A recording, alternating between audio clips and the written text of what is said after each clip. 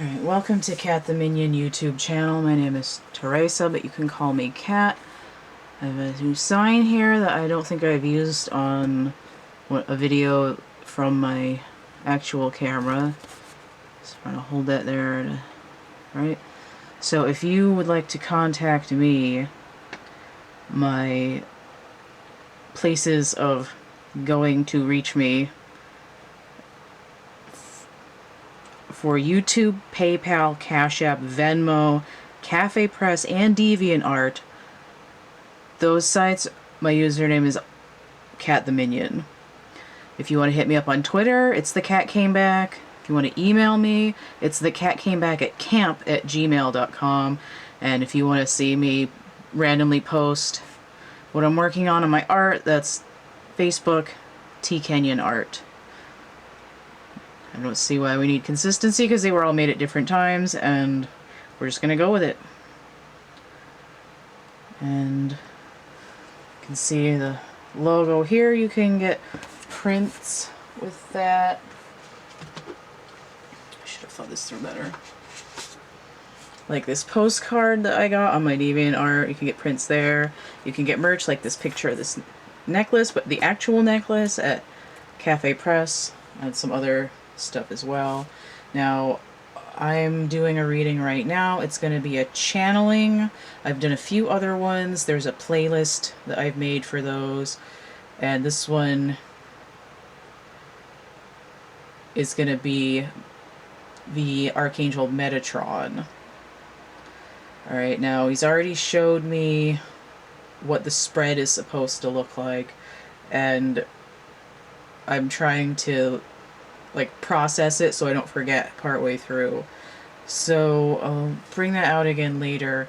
Now also other stuff that I have available, if you want, you can get a little chapbook packet like this. It's a little envelope. This one's got a recycled dinosaur calendar as an envelope. There's some plain ones, there's Beatles ones, there's wrapping paper. Those contain a little artist trading card made out of old drawings and stuff that I made, and a little booklet with some poetry like you would find in my book Lantern, which is on Amazon.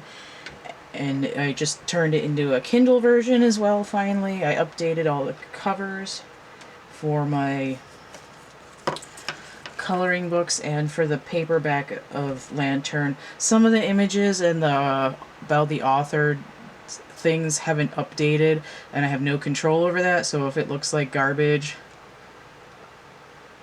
I'm just gonna have to accept that. So, for example, this is the Energy Forms coloring book here, and I've just changed the cover on it, so it's gonna have the same image, but it's gonna take up the whole cover, and the writing's gonna be different, and I changed the description and the logo, so now all my logos are this one instead of my old one. And I put a new picture because, I don't want to look at a picture of me from like 4 years ago and pretend like it's okay. But I changed the fonts on the title page and everything else is the same. Now, I actually brought this book out because I'm talking about, well, I'm going to be channeling Metatron, and I wanted to bring out the Metatron's cube drawing here from the coloring book. So we have this idea of the whole flower of life situation, and when it expands a few rows, you get this hex star shape going here with like a cube shape around it. That's, if you haven't heard anything about sacred geometry before, it's called Metatron's cube, and it's out of this, the three-dimensional version. This is a two-dimensional rendering of a three-dimensional thing, which is Metatron's cube. So imagine these to all be spheres instead of flat circles, and what you would have is that out of this whole unit thing here, you would be able to pop out all of the 5 platonic solids, and if you play Dungeons and Dragons, you would recognize those as your dice. Okay, so that's one aspect of Metatron, and using that sacred geometry designed to grow things, you start with a singularity, which would be the one circle, and then you grow 6 other circles around it. So you start at a 1 and then you get to a 7 immediately. Now this lotus flower that I made out of craft foam, which I have a tutorial for, and also pattern available for your creative pleasure. Now, again, if you're gonna hot glue it like I did, prepare to burn your fingers because it's an inevitability.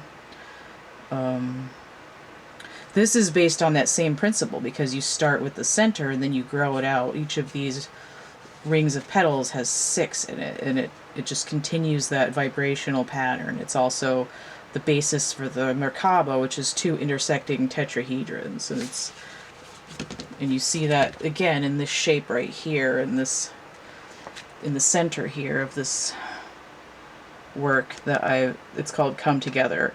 So you have a circle, and then you have 6 other circles. Here you can see the little lozenge-shaped petals from that Metatron's cube pattern, and then you just get like 6 more and then 6 more, and you can grow all of these really intricate shapes. It has to do with the mathematics of natural growth and fractals and all that kind of stuff. So Metatron is into some heavy shit. Let's just put it that way. Let me time that. Okay. So that's that part. If you're looking for any of the information on this sheet, these chapbook packets, the coloring books, the poetry book, the foam thing, the tutorial, and anything else, you're going to want to go to the description box of the infomercial video. That is my one video to rule them all in terms of sales, merch, information, and I always put the link for that to go to that video in the description box of this video, and then I put a comment in the comments section just to make it a little easier if people suddenly don't remember how to go into the whole description box, or they're skimming really fast and they don't feel like making extra clicks. So that information, follow the trail of breadcrumbs, 1 click to the infomercial video, open up that whole description, you'll see this big long rap sheet of all the stuff. Okay. Now, another thing I brought out, the old Dictionary of Angels, because Metatron is serious business. So we're going to get into that. Now, I think he's got like 2 pages worth of stuff here, and a lot of it is just in this Dictionary of Angels. Tends to be... Yeah, he's like almost... like a good page and a half with a photo there. Check out his mugshot. Checking it. Metatron. Okay. Also, if you've seen Dogma, you'll recognize Alan Rickman as Metatron having a serious run-in with flame retardant chemicals. Okay. He has been called the King of Angels, Prince of the Divine Face or Presence, Chancellor of Heaven, Angel of the Covenant, Chief of the Ministering Angels, and the Lesser Yahweh, aka the Tetragrammaton. Now, the Tetragrammaton is basically just a tetrahedron and gravity mixed together. So that is why he is the dude with the cube and the other shapes within it. He's charged with the sustenance of mankind. Okay, in Talmud and Targum, Metatron is the link between the human and divine. I'm skimming. Sometimes he's equated with Enoch, and probably therefore Enochian magic, which I'm not entirely sure what it is, but it probably has to do with sacred geometry.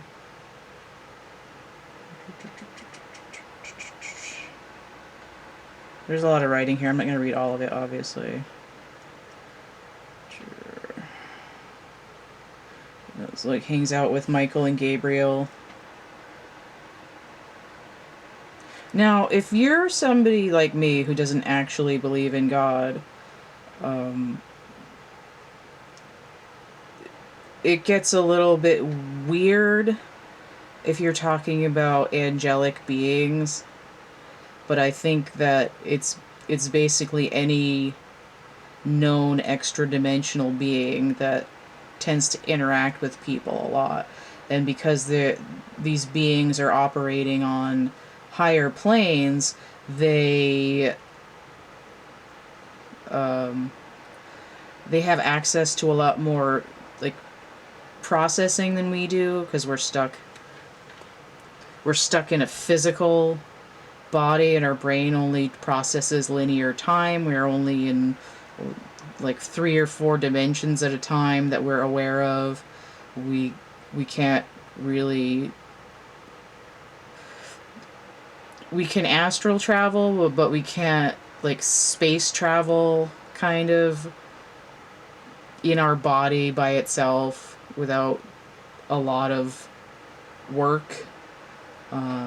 So it's just a point to say that beings like you would find in this book tend to be ones that are working in higher dimensions with more advanced technology than we have, and to say that historically they come through as religious lore as angels. And traditionally, angel means messenger, so essentially just be people that are telling you stuff that you didn't already know, which is what you would expect from higher dimensional beings that have access to more knowledge. So don't let that trip you up if you're not in whatever religion these are in, because some of these span different religions. Like, for instance, you would see Gabriel, but you'd also see him in Islamic lore as Jibril. So it's, a lot of them have multiple names depending on where they're at. And you'll find them, some of them are in Sumerian stuff.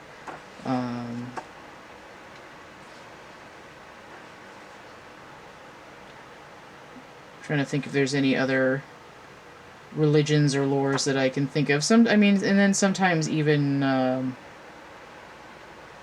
think occasionally even Greek gods are kind of tossed in there as equivalents, but I don't recall offhand. So I don't want to say that for sure and then sound like I'm making it up.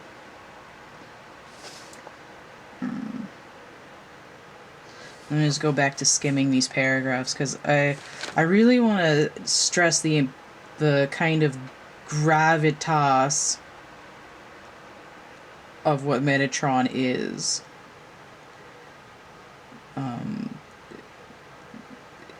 It's like the Pendragon of angels, kind of. Like he's not just a regional manager, he's the vice president of the company, kind of.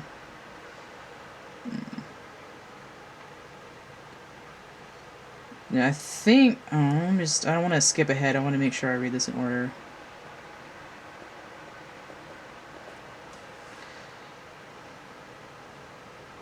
Pardon my silence, I have to read this.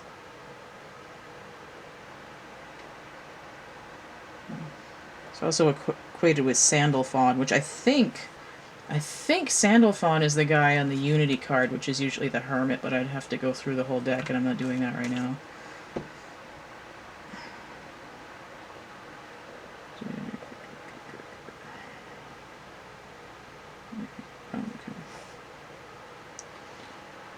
Okay, here we go. Okay, so Jewish legend relates that upon Metatron, and that, like, technically, well, still Enoch, if he's going to be equated, arriving in heaven, he was transformed into a spirit of fire and equipped with 36 pairs of wings, as well as innumerable eyes. Now that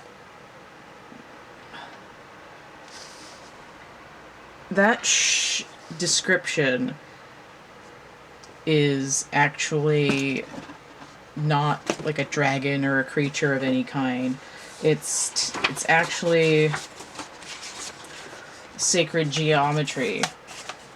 Because if you were to look at this design and you were to continue making circles, and if you go and look at crop circles, you'll see there's one that's got something like 144 little lozenge type shapes in it, and it's kind of in a spiral. That is the kind of shape that they're talking about. It's a really intricate layer of circles within circles within circles within circles. It's like a fractal pattern. It's like the Fibonacci sequence kind of. So when it with the eyes and the wings, it has to do with a pattern in nature. It's not an actual creature.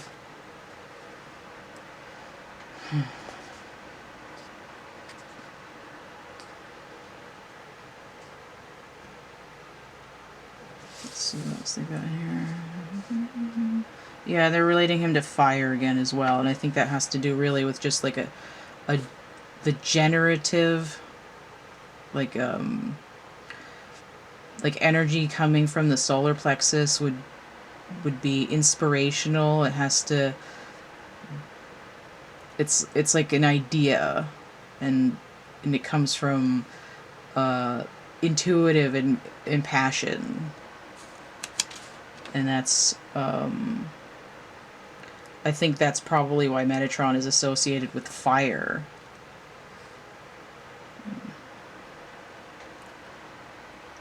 And then also it's Metatron has been said to be the voice of God. Now if you look at a sound pattern, you're going to see that same kind of 36 wings and innumerable eyes. They're talking about cymatic patterns. It's sound. And it has to do again with that sacred geometry pattern. If you go back to the Metatron's cube, like in here.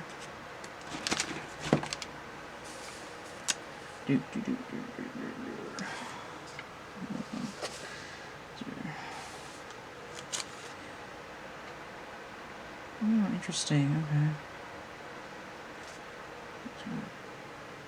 In the Zohar 1, Metatron is spoken of as Moses' rod, from one side of which comes life and from the other death. That's actually really similar to the last... what the hell is it called? Noun retrieval issue. The last astrological age reading that I did, there was a lot about duality of the feminine in terms of life-giving and death-bringing, which reminds me of that. Metatron is indeed the supreme angel of death.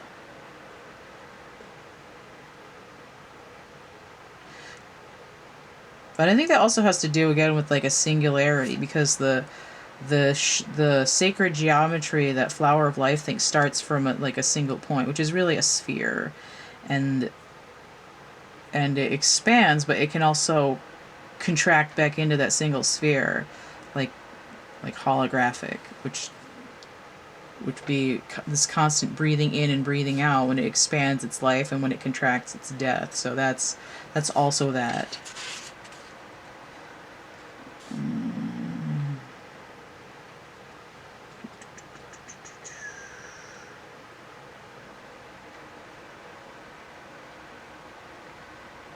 Interesting.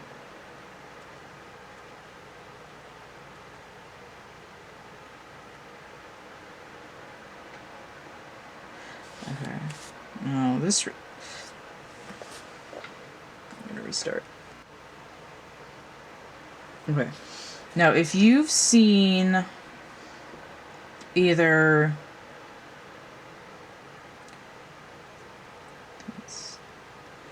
William Henry or Freddie Silva. I think it's Silva. I don't know why that sounds weird to me all of a sudden. Either one of them lecturing about stuff to do with like transcendence and out-of-body travel and things like that. This will be interesting too. It says, it's coming down here, and it says, here the story goes that whereas neither of the two great biblical angels was able to eject Janus and Jambres, the Egyptian wizards, from heaven, whither they managed, it seems, to ascend by witchcraft, Metatron was able to accomplish their expulsion. So, again, like I said, we, in our bodies, aren't able to space travel. You basically have to be in like a light body or some other kind of technology that has to do with that Merkaba, Tetragrammaton, Metatron's cube technology and geometry. So if a couple of priests were able to find the technology and travel, you would think that the inventor of such technology or the steward of the technology, that being Metatron, would be able to be like, hey, stop that. You don't have the brain power to sustain it in a healthy manner, so you need to quit it. You need to cut that shit out before you get hurt.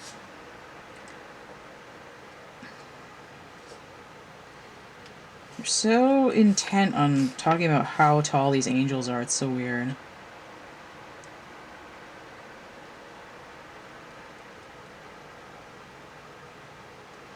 And there's one thing here that equates Metatron with the Persian Mithra.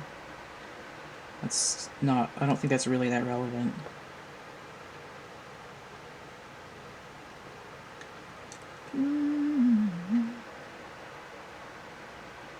Okay, I don't think it even says it here, but Metatron is supposed to have 72 different names, which has to do with precession of the equinoxes as well, which is somewhat related to geometry. Alright, that was a long walk for that. So, if you are into angels, it's a handy reference. I've had mine for 20 years. I recommend it. Alright, so let me get into the cards here. I've been told to use 6 decks because you start with that singularity, that sphere, and then you pop 6 other circles around it to get your first seed of life imprint. So 6 decks. Now, interestingly enough, in the Radley Valentine Angel deck, Metatron appears on 2 of the major Arcana cards. So we start with 0, this 0 point, which is essentially a singularity. In that case, you'd say like the beginning and the 1 are kind of the same.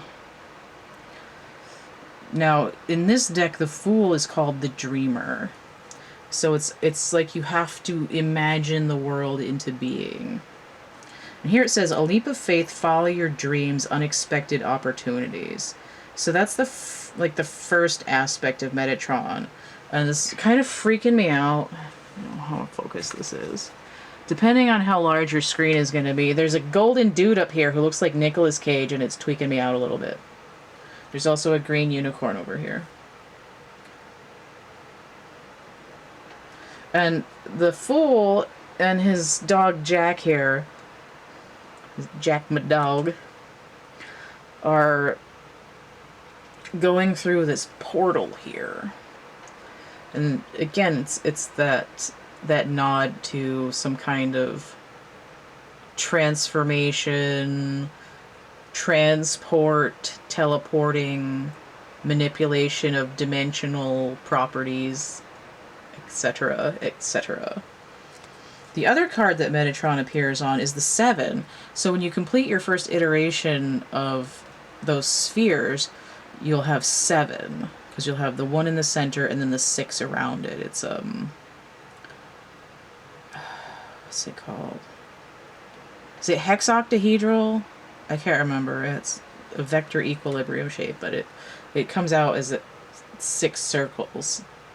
6 spheres interlaced around the center one. So you have a total of 7 at that point. So we have Chariot number 7, which is also Metatron. It says, an important achievement, self-discipline and willpower, public recognition. Now the Chariot also tends to be this dark and light balance, this yin and yang. So you, in your Metatron cube, you would have, or in your complete Merkaba, you would have one triangle, one tetrahedron going up and the other tetrahedron going down. And that would give you your light and your dark, your masculine, your feminine, your balance to move. And again, even if you complete that, you'd have the ability to move in through other dimensions as well. Has to do with portals and travel and everything. And here we have this moon or other planet or somewhere that's being traveled to, or this is the other end of the wormhole or something. And just the idea of a chariot in general has to, just the concept of chariot has been associated with space travel for a long time, because they talk about these gods coming down in chariots that are made out of fire, or they're wheels within wheels and stuff like that. And again, wheels within wheels is just circles within circles within circles. It's, again, that geometry. So these are the cards of Metatron, and they go with everything else that goes with Metatron. Really thirsty. Have to wait for 1 second.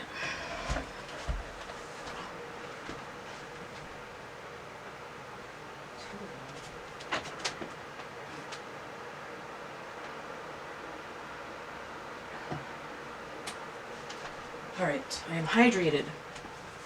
Let me get back into this. My ironing board towel is like up my butt somehow. Okay. So I don't need... Where's my... I want to make sure this is sort of visible. Oh, this ring is bothering me. Okay. So, bring this over here.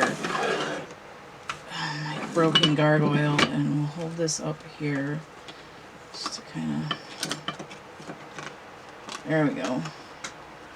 I don't know if you can actually see those in focus, but we'll just kind of stick them back there as a reminder. Alright, so the decks that I'm using are, again, the Radley Valentine Angel deck. Ooh, it matches the book. That's cool. I'm using the Uno deck. This is from like 1987 or so. I haven't been able to really find any other ones that have this exact design on them, but it's an old deck. I've got the Cairo Marchetti Legacy deck, tarot deck. Got the Wild Unknown Animal Spirit deck. I've got a mini Rider-Waite deck. It's so cute. Just want to pinch its little cheeks. And I've got the Mystical Shaman Oracle card deck. Alright. Now, I pulled books for 3 of the decks here because I was told to. So I will also be taking time to skim those. I'm not going to read all of it. I find that every now and then there's just a little bit more, like another sentence or idea that guides, or in this case it would be Metatron himself, telling me which things need to be said. I've been in a place where I don't really feel like I need the guidebooks, but once in a while it's still this idea of they're there for a reason, and when they want you to read the book, they will tell you.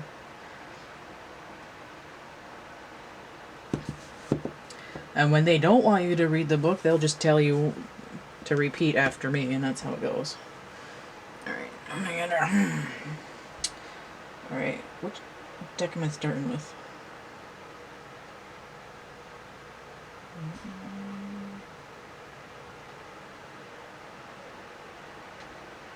Just trying to figure out how he wants me to set this up.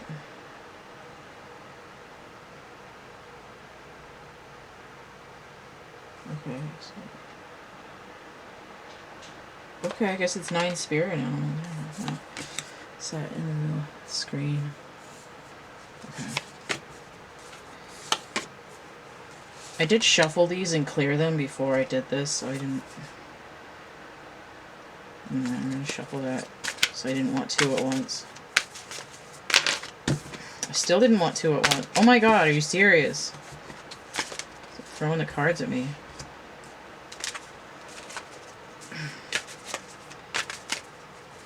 Okay.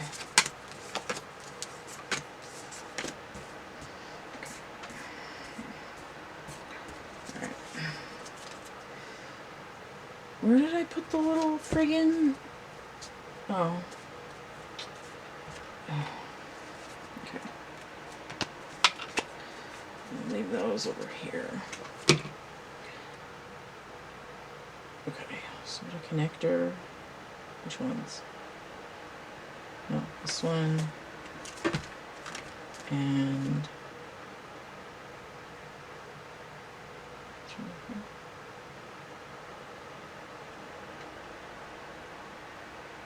Okay, I'll just hold off on that for a second.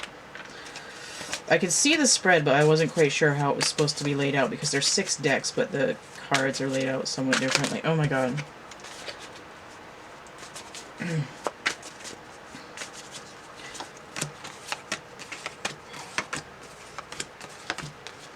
I have no idea what this reading is going to be about.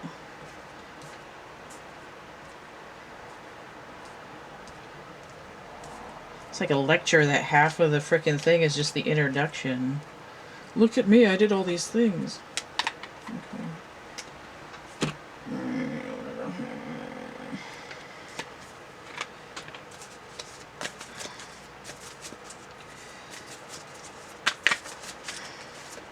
Oh, interesting, okay.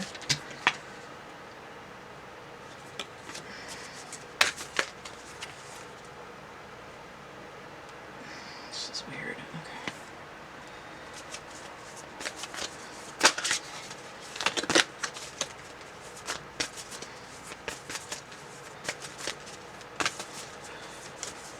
Oh, okay, so just put them all. Let's go like a certain way.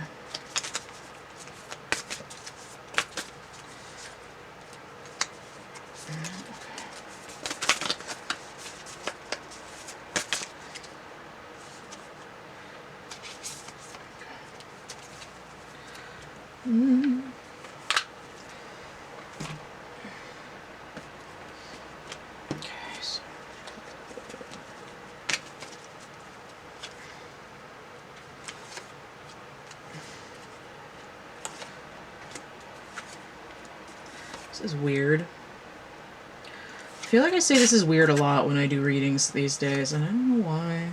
It's just freaking under there. Is that? Okay. Smaller than the other ones. Okay.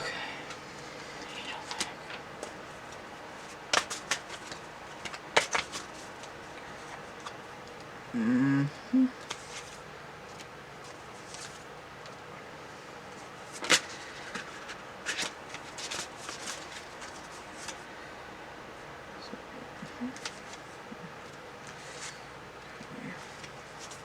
Looks like a cymatic pattern. Ah, it's too small. Okay.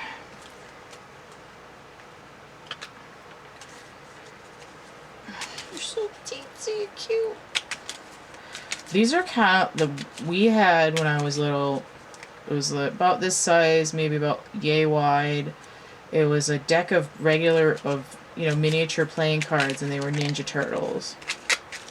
They weren't mine though; they're actually my brother's. But we had them. Remember those little things that had like the little beads in them, and you had to like move them and get all the beads in the holes? Those were annoying.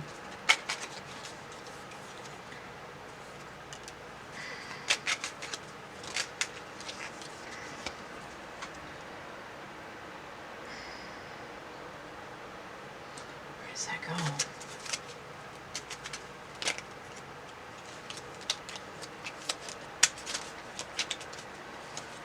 Here. Where's the other one go? Only 4. Okay, so we'll put one down here and one up here.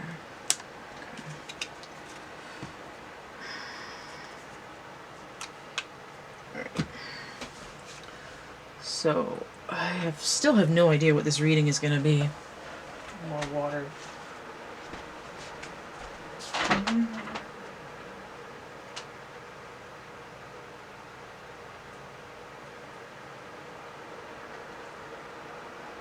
I think in general, though, it probably has to do with the full moon.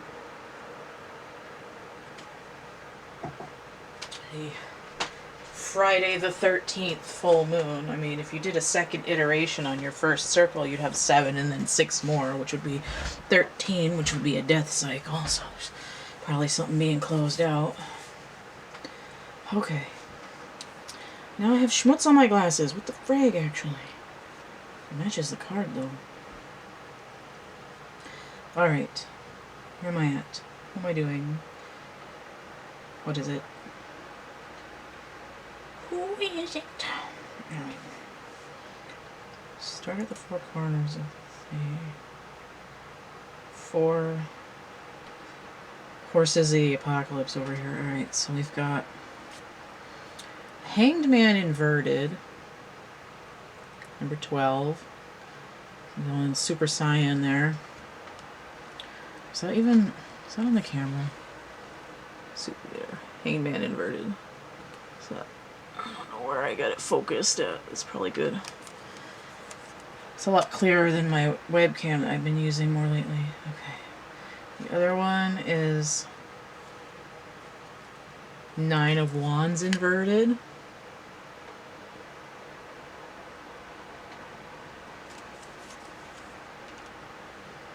In the south, we have the Wheel of Fortune inverted. Now, when I was thinking the 4 Horsemen of the Apocalypse, I was thinking of this card. The World has these figures on it too, so you've got Scorpio and Leo and Taurus and Aquarius. Why does the Aquarius guy have a book, though? That's lame.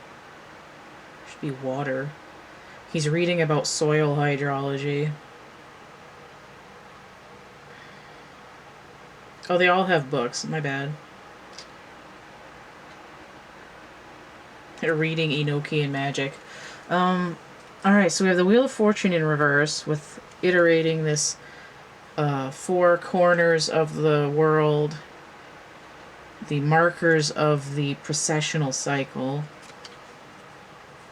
The wheel in the sky keeps on turning.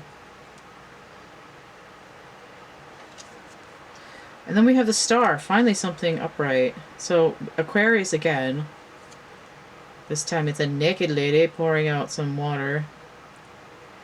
We have 7 stars and an 8th one in the middle.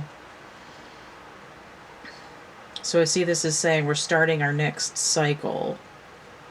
We had a singularity, we had 6 around it, and now we're starting another row on the outside.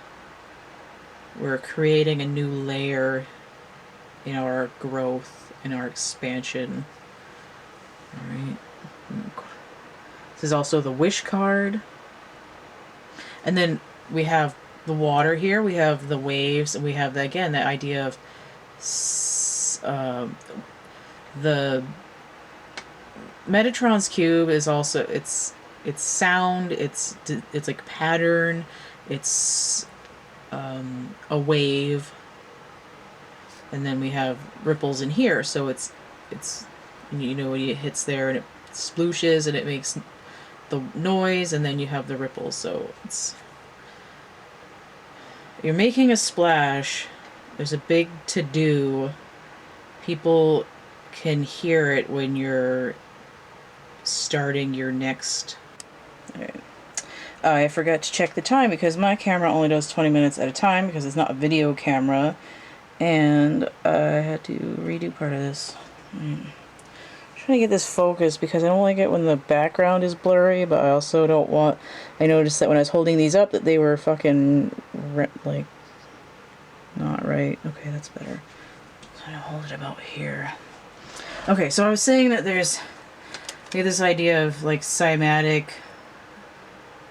wave situation going on here, and there's like noise about your next cycle. I'm going to go back to this card. So this was a 9 of Wands inverted.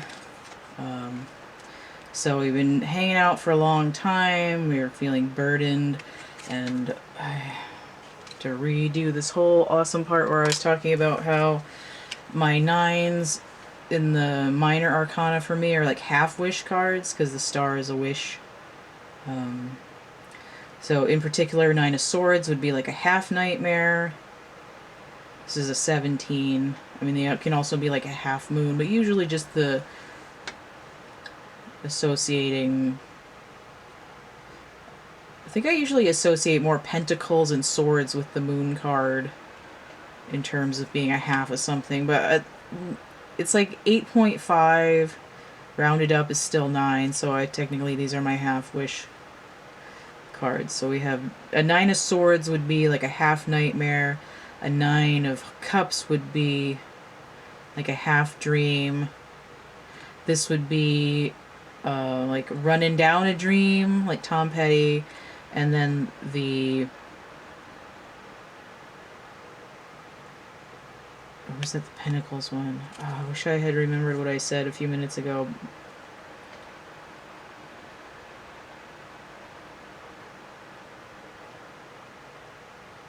Yeah, I think the Pentacles one was the running down a dream one. And then this one is...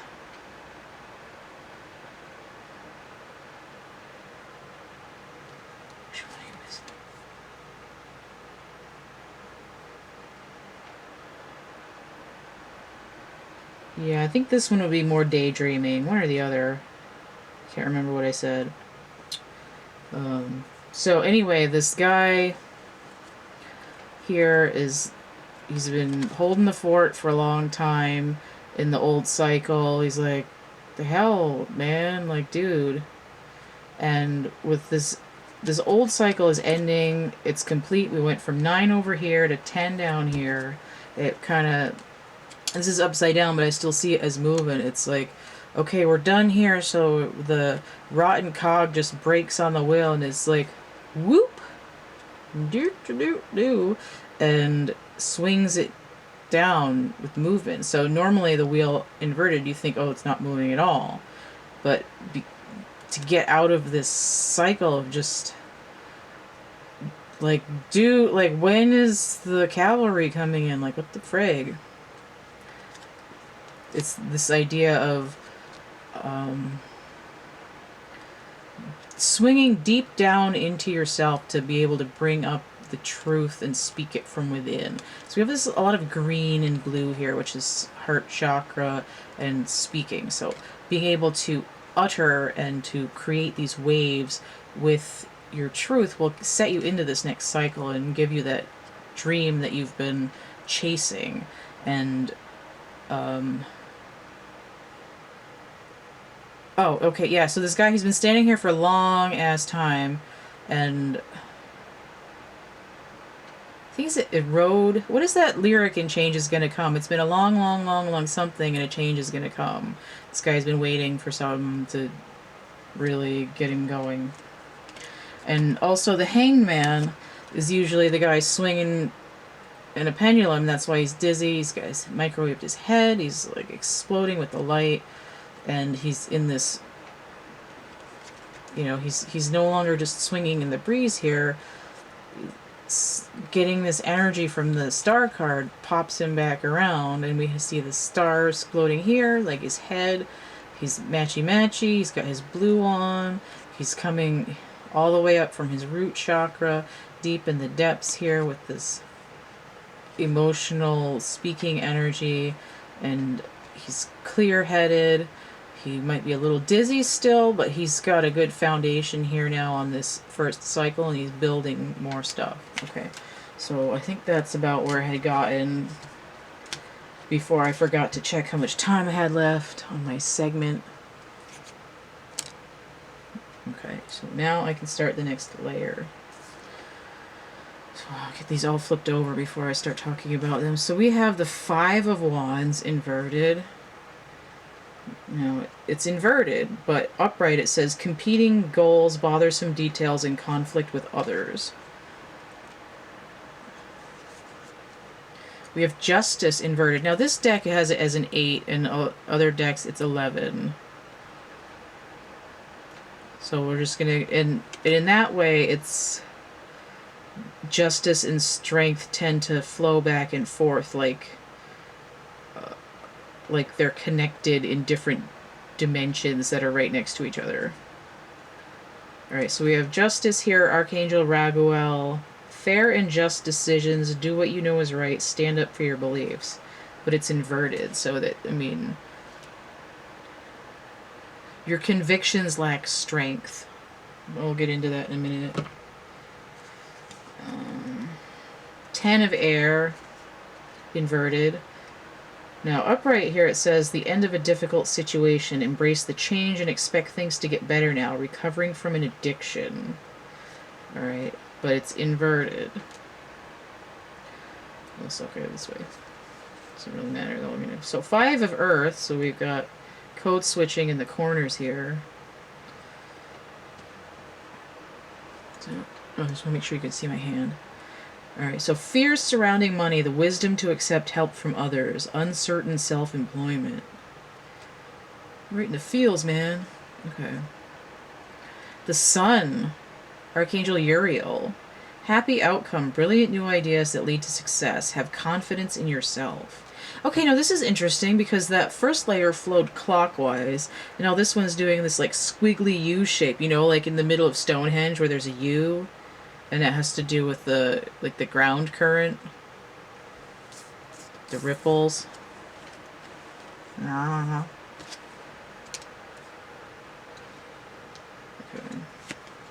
And the moon. Oh, that's so cool. The sun and the moon right next to each other. Alright, that reminds me of Paul McCartney, but it does. Oh, Sea Moon, that's why. That song is so dumb, but it's catchy. It might be Wings, technically, that sings that. I don't know. So, the moon, Archangel Haniel, important psychic insights. Literacy, people, it helps. Events bind the scenes, release fears that hold you back. Okay, cool. Look at all this major arcana. This shit is moving. Look at this. 10, 10. So it's like ratcheting up. It's like 8, 10, 10, 18, 19, like 20. Cacao, cacao, cacao. Alright, so let's see what Raguel is doing, because he's like upside down over here. He's in a weak position. Dictionary of Angels. Ah. Now, see, no, what kind of bothers me, I mean, maybe it's not so bothersome because angels are usually considered male, even though they're drawn, like, super effeminate. Like, pop on a lash and then go, like, behead some guy. Fashion. Flaming sword, but make it fashion. Okay, so angels typically very feminine, but usually this idea of he. So it's kind of a balance, but it just kind of bothered me that this deck in particular, it's like they just made up new... It's like angel fan fiction. They don't really care about the history or anything. They're just like, oh, well, this angel is like this because... Whatever. It's like the only thing they actually got right is about Metatron kicking ass and that Ariel is the Lion of God. But that's kind of... Like, I'm being a little extreme. It's not that bad. And I'm sure there's useful information in here for people that resonate. But what bothers me is that if you want a really good indication of what's going on with the angel listed on the card, you actually need something that's like source material that's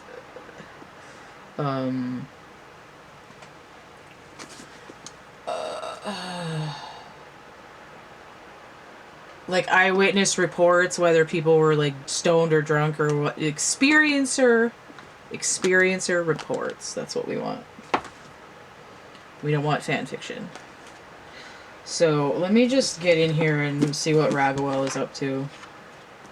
So Justice, Archangel Raguel. Is that in focus when I hold it there? Okay, kind of. Maybe. I have to lean at a weird angle to see the screen. It's like 2 inches, so I can't really tell. Oh, that's upside down though. And there's like the two pillars from the High Priestess card, kind of. Raguel.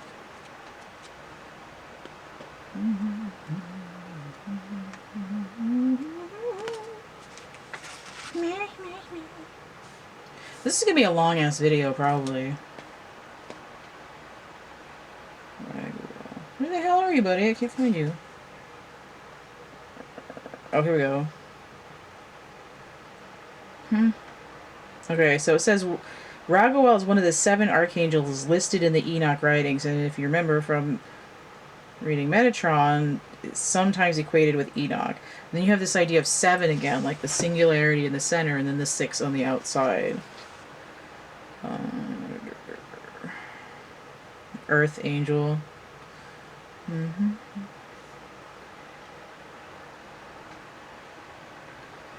Oh, it says he takes vengeance on the world of luminaries, interpreted to mean that he brings other angels to account.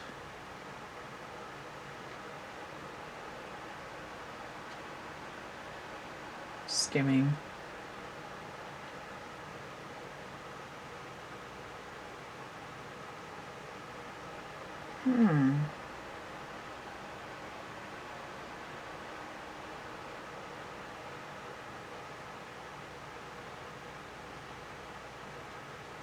A bit in here about snow and ice, and I thought maybe it said fire at first, but I misread it. I was thinking about temperance.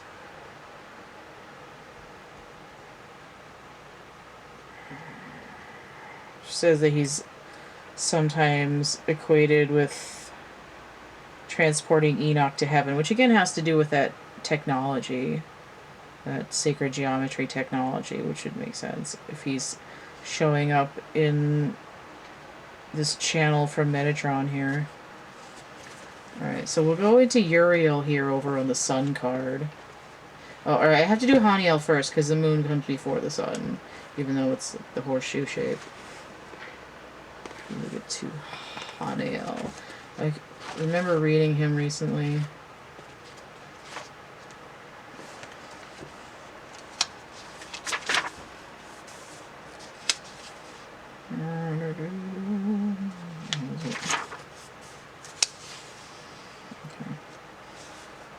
He who sees God. Interesting. It's the moon. Oh, okay, because the moon has to do with secrets and shadow work and fears and nightmares. Governor of the sign of Capricorn. Interesting. Which makes sense. 7 or 10 angels of the Holy Sephiroth. Now, the Sephiroth is just another diagram that has to do with sacred geometry. It's like a cheat code for the 64 tetrahedron grid.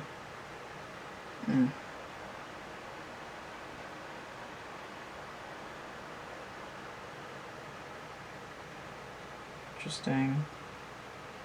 Haniel has been compared to the Chaldean Ishtar, who ruled Venus. That's so interesting because Venus was originally a comet and was extremely dangerous, which would definitely have to do with fears and what the hell am I trying to say? Unpredictability. But also that which scares you, that comes in the dark and interrupts your flow. So that all has to do with the moon and clearing and releasing fear. It's like Lassie hanging out here. Like, why is there Lassie on the moon card? That is fucking weird. Uriel. My homeboy Uriel here. Play. Been hanging out with Uriel, like, by hanging out I mean interested in, more recently than ever before. Usually like super into like Ariel and Raphael and Michael and Gabriel, but Uriel is coming up here. So we have Fire of God on the Sun card, one of the leading angels in non-canonical lore. Regent of the sun, presider over Tartarus, Hades. So you have this idea of light and dark, right? Hades is the underworld. So you have that light and dark duality, like with the Merkaba. 3 minutes, okay. Ooh, hey. In Enoch 1, he's the angel who watches over thunder and terror. So there he is on the sun card. So it's illumination, and electricity is kind of like it's like a flow. It's like a fractal flow, like plasma or something.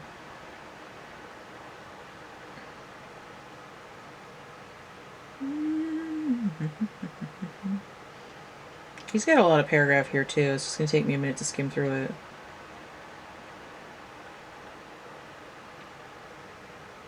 Oh, Uriel is said to have disclosed the mysteries of the heavenly arcana to Ezra.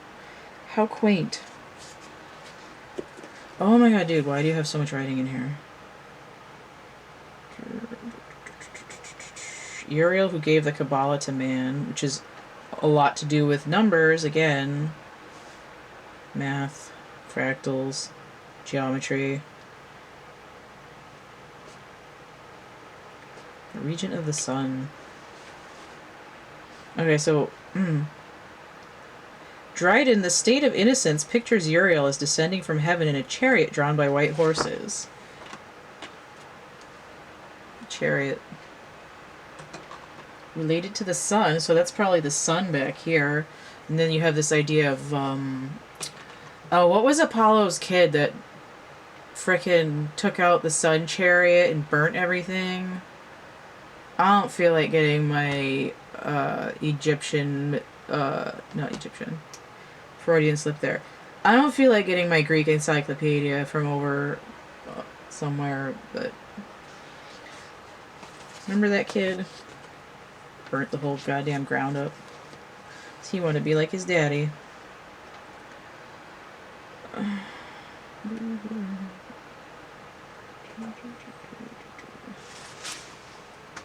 gonna restart. Okay, where am I at? Am I going? Is it still kind of in focus? I'm sure I can still kind of... I can't freaking see anything. Okay, yeah, it's still kind of in focus. Tripped on my pants.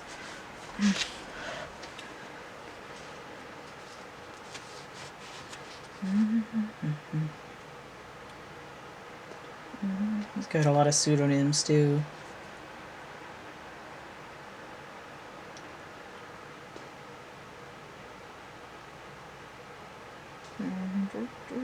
I know it's boring to listen to me read. Oh, some boring ass crap in here. Okay.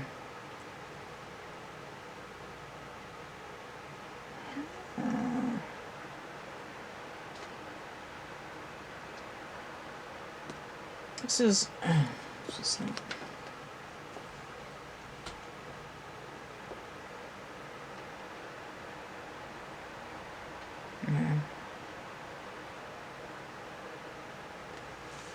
What did I say? I did say Haniel was related to Venus. Now here they've got this source that's confusing Gabriel and Uriel.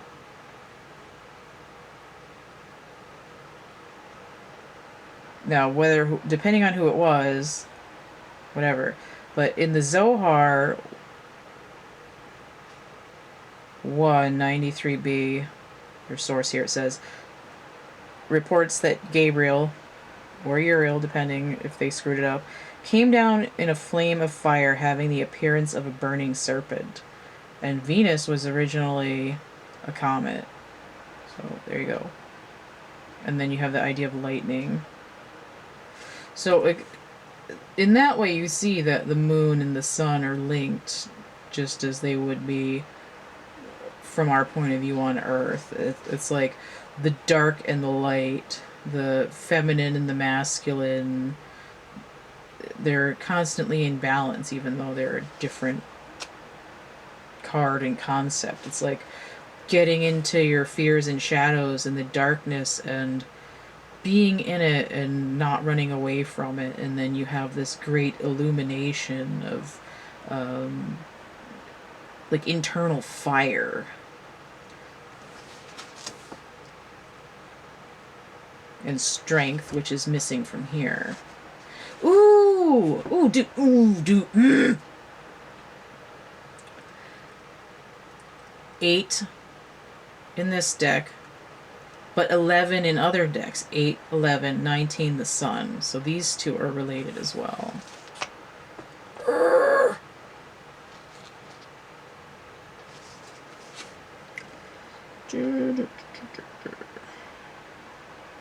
And then, of course, you have 8, and then 5, 5, and then you get the moon over here. You get a 10, 10, 8.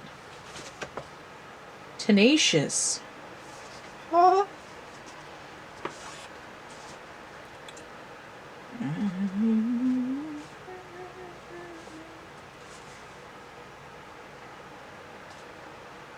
Just skimming the rest of his section here.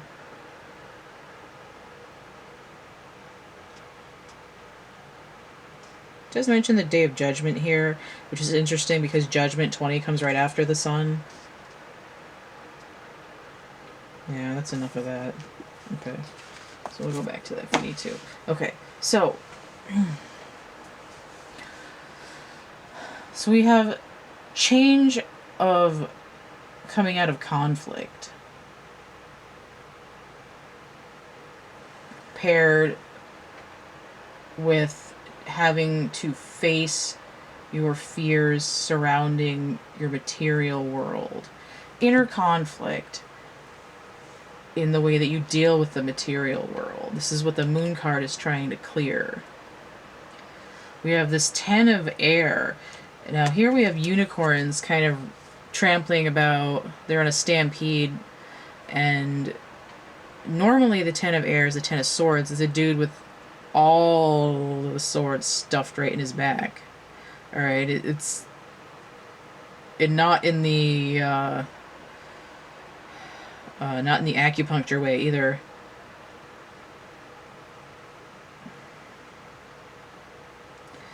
Now, the way that this is written with it upside down, it could be... Oh, okay. You're not willing to give up your addictions to a certain degree, which is partly why there's this inner conflict. You're addicted to the fear and the misery. It's an ego thing.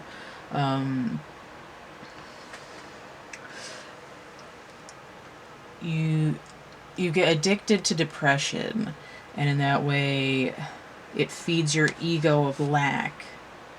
And that's why you feel weak when you're propositioned with the idea of justice in your life. I'm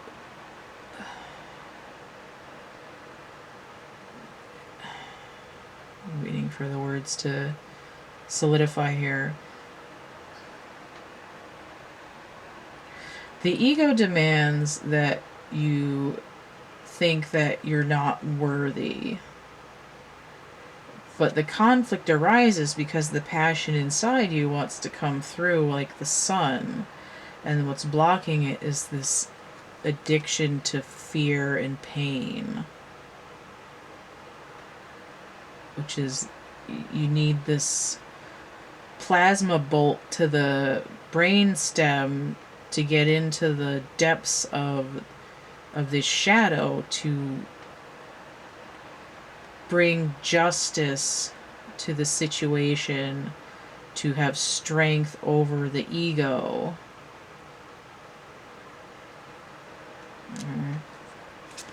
So, fair and just decisions. Do what you know is right. Stand up for your beliefs. So, like, deep down inside, you believe that you deserve the sun. And the only reason it's not there yet is because you have to get through the moon. Now, because I've been told to do this channel on the full moon, I would say, do it now. Do it now.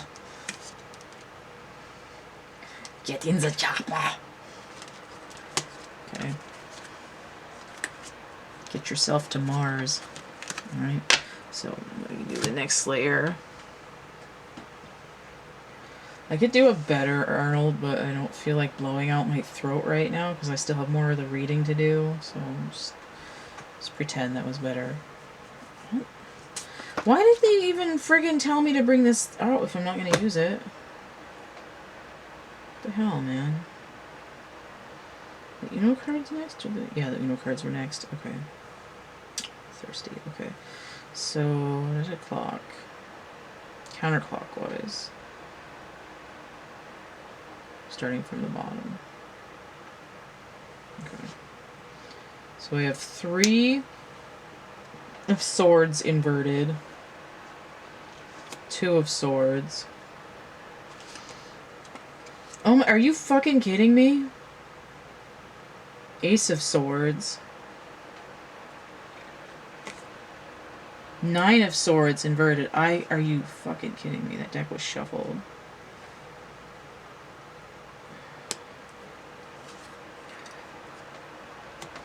King of Pentacles.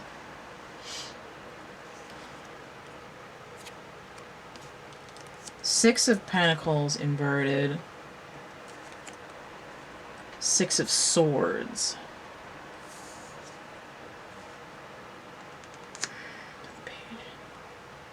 Page of Cups inverted.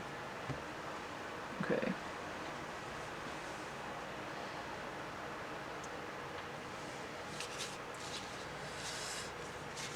So clearly, these 10 swords go a little bit deep. 15, 17, no, 15, 18, 21. Okay, so there's 21 swords here on this layer, which is the world. This is running counterclockwise. We have the world. Our thoughts are on the world, and the processional cycle runs backwards, which is why this layer apparently wanted to run backwards. It has to do with going through through the different energies of the zodiac, through these different elements within the body, like you know, it's if you were over here and you hit something in Capricorn, you would be in Earth energy. So you'd be in Pentacles, you'd be dealing with something to do with your body. You might be sick. Maybe you broke your foot. Maybe you just got a gym membership. And then you come over here and you're got something going on with Aquarius. Now you're in an air element. You're in your thoughts. You're trying to communicate. Your internet is down. And you're trying to apply for a job or something. And it's really frustrating. And then you come over here. I'm trying to remember these backwards.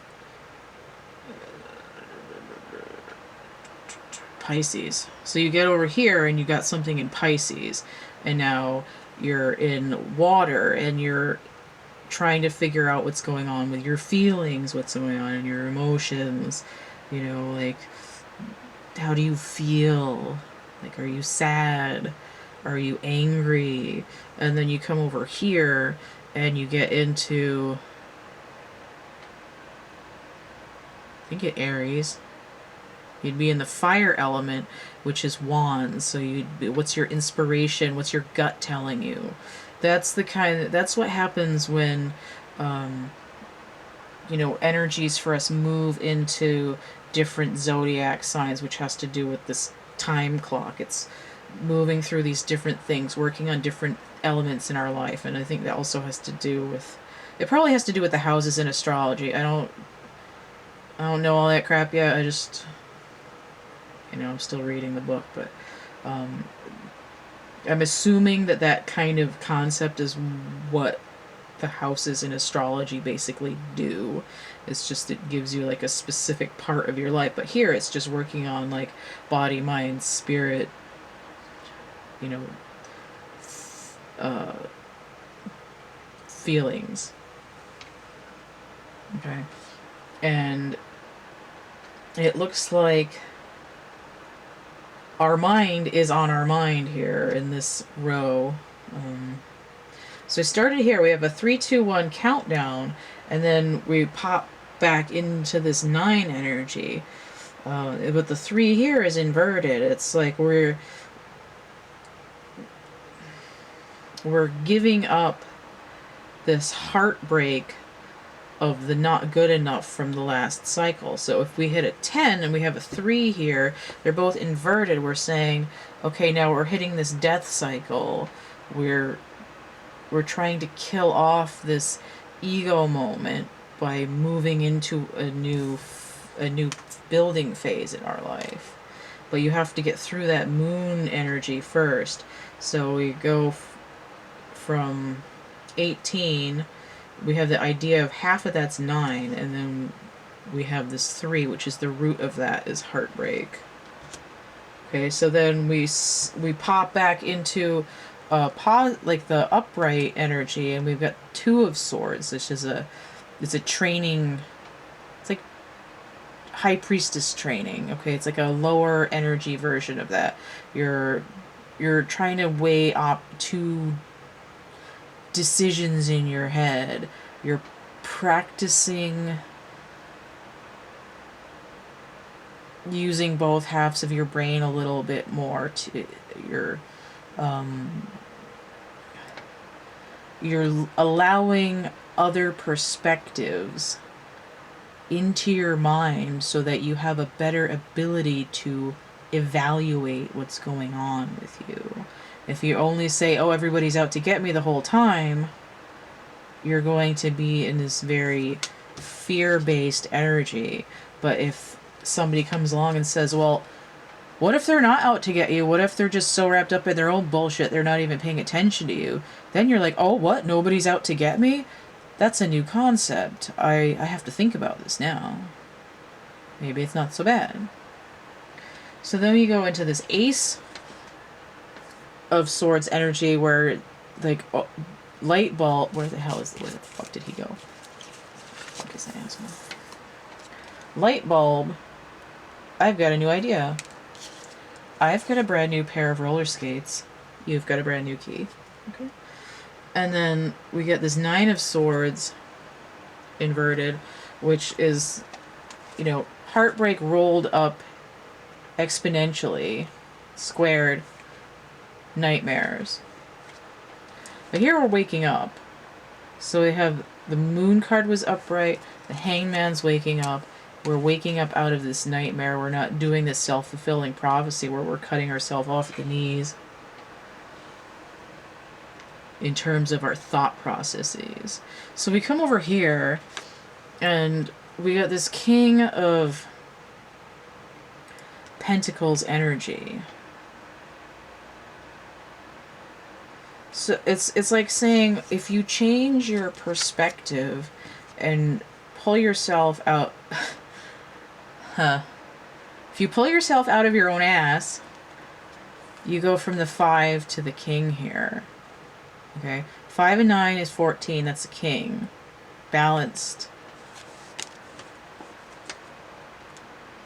But we have the 6 of Pentacles in reverse here. We worked really hard to get it, and maybe we're not being very charitable with it. We're a little bit hung up on holding on to it for ourselves.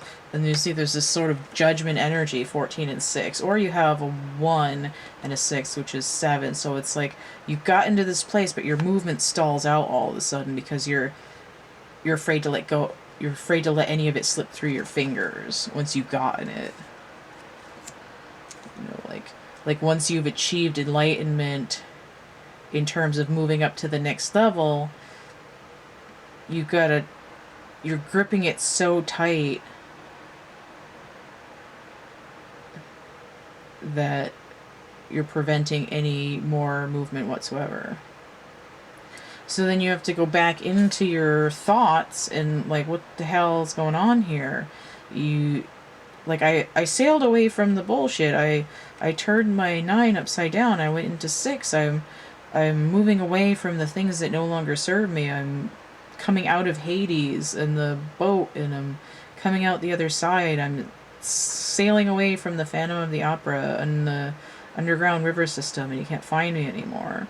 And it's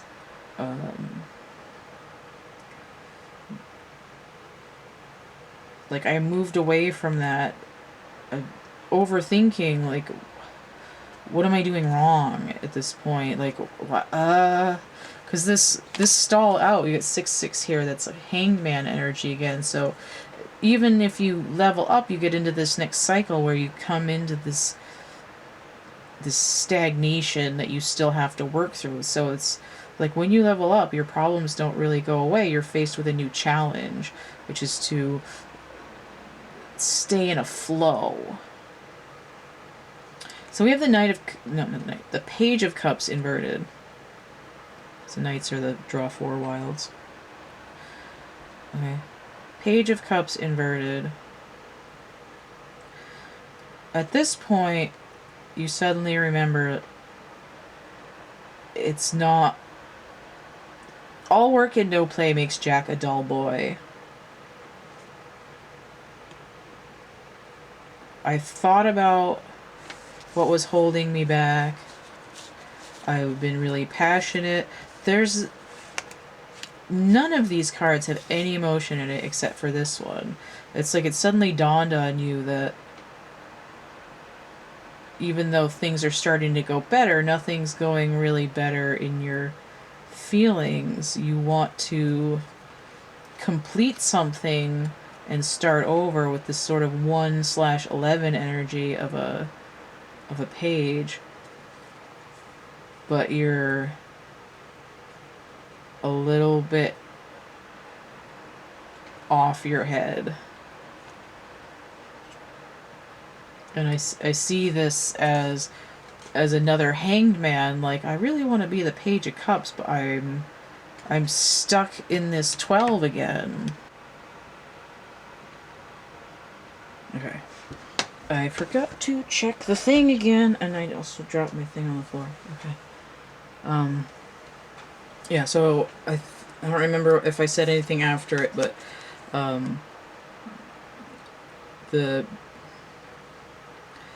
it's like you want to be able to start over with this 1/11 energy of the Page of Cups. You suddenly realize that you have feelings, but you're stuck in this Hanged Man energy here again with this at the end of that cycle. So I think that was it for that. So I'm going to pull these off of here and get into the next layer.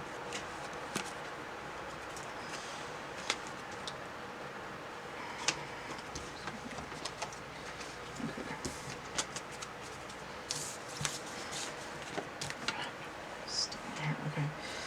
So the Mystical Shaman Oracle cards. Did 4 first and then the other one. So the corn, I don't get that one very much. The corn. I think that has to do with cycles as well. It's pretty. Corn. Number 10, the corn. Again with the 10. 40, again, I'm not really sure how to pronounce that. I think Pachamama, maybe. So we have 40, so that's a 4 with a 0. 4 10s. We have the Serpent, number 46, inverted. Somebody's Kundalini energy is wanked out. So that's a 10 as well. 46 breaking down to 10. And then we have 38, the Mystical Shaman. So we have 3 and 8, that's an 11. So we have that Page of Cups number 11. And also that alternate 11 of Justice. Okay, so we have another Shaman card here, but I'm going to do that as like a after. Okay.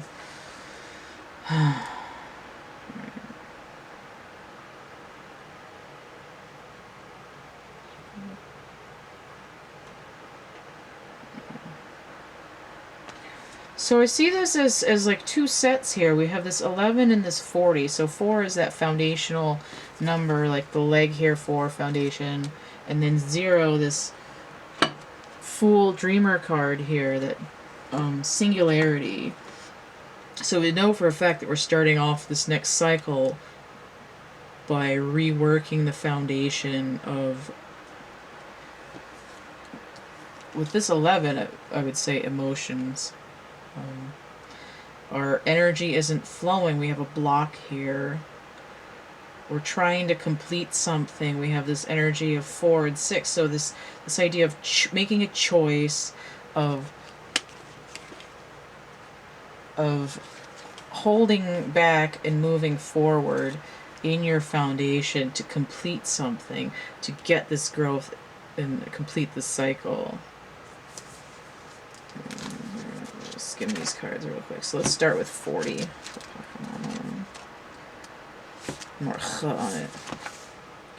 Yeah, so you want to, like, your challenge is going from realizing that you have no love going on at all to popping right into unconditional love. It's to do with earth energy, which is what happened with this stalled out lack of generosity here. Holding on tight to everything you got so nobody takes it from you, because you had previously been in this energy of lack. So you went from a 5 to a 6, so you're making progress, but now you're like, oh my god, like, but if you love unconditionally in your relation to your environment, then you don't have to feel that energy of lack. Thanks to Pachamama, our timeless soul can experience life in a biological body. The joy and pain we taste during our brief time on Earth are invitations to discover the boundless love of Pachamama.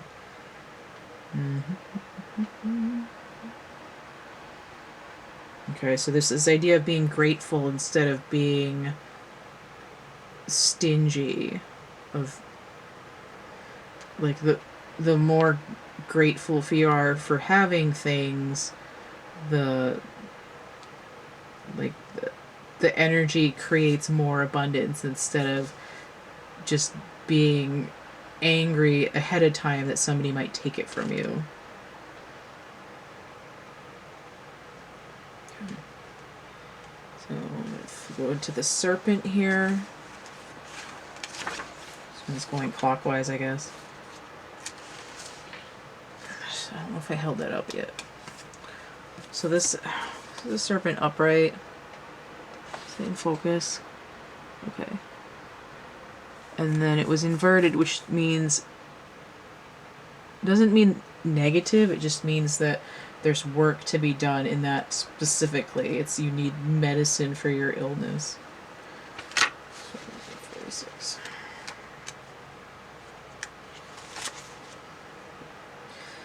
So if this is like the blessings of Mother Earth, this is the life force of Mother Earth.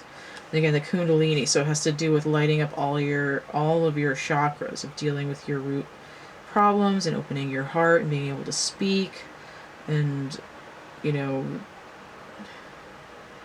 not being ruled by your sexual jets and others, in the intuition, with the intuition up here with the crown chakra and the third eye. So that's all to do with Kundalini awakening, is that this energy goes like boom and pops right out your head and comes back down, and it's all twisty up in there. Shed the past like your old skin. Serpent comes to offer you the forbidden fruit that will set your passion and creativity free. So again, I had said that when you get to this sun card, it's that fire energy coming up from below. It really blast you into your next level of creation. Alright. Oh, okay. It's interesting that I said cool your jet sexually, because it says do not use your energy to seduce others or allow yourself to be seduced even by your own ideas. to avoid drama and such. Not that to avoid drama, but also stay out of the drama. Don't be drinking the haterade. Alright, so we got a mystical shaman here. Time. Mystical shaman.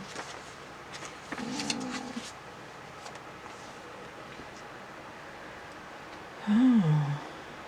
Okay. So, mystical shaman. I haven't had this card that much that I recall. Symbol of the myth maker and storyteller who is neither made of nor defined by the story.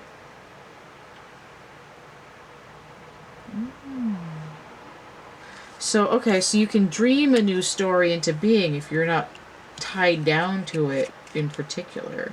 So it's like saying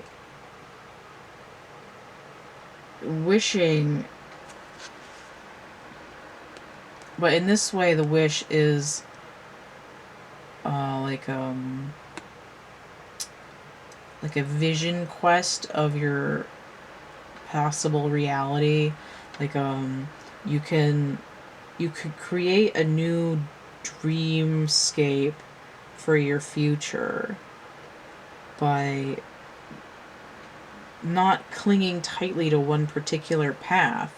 You know, so, oh, I have to start here and go, you can go like, no, I'm going to dream it over here and go like, whoop, and come right around. And the current flows better if you start here than if you force yourself to come in up from this side.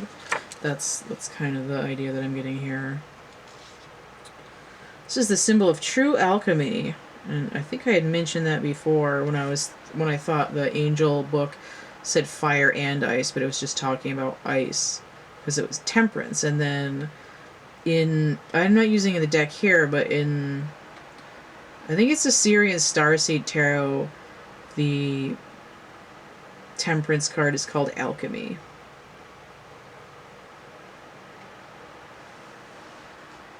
So it's miracle manifestation.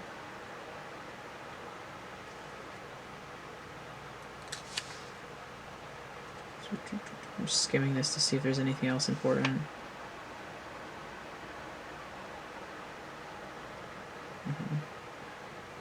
Okay, so you can stop telling tales that have defined you up until now.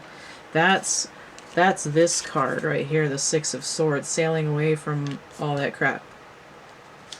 Which would be a part of the moon. So there was a 3 of Swords there and the 6. So 3, 6 is 18. So you're moving away from this garbage, you're moving away from this garbage, you're moving away from this garbage, and now you can manifest miracles. Alright, that's good enough for that. So let's get to the corn. Corn. Children of the corn.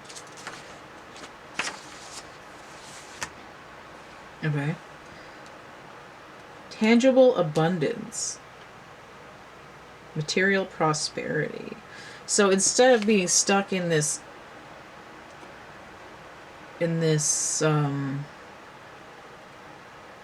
slightly higher vibrational energy of lack, when you get into this higher vibrational stuff where you're letting go of particular outcomes of seduction to ideas that seem sexier than...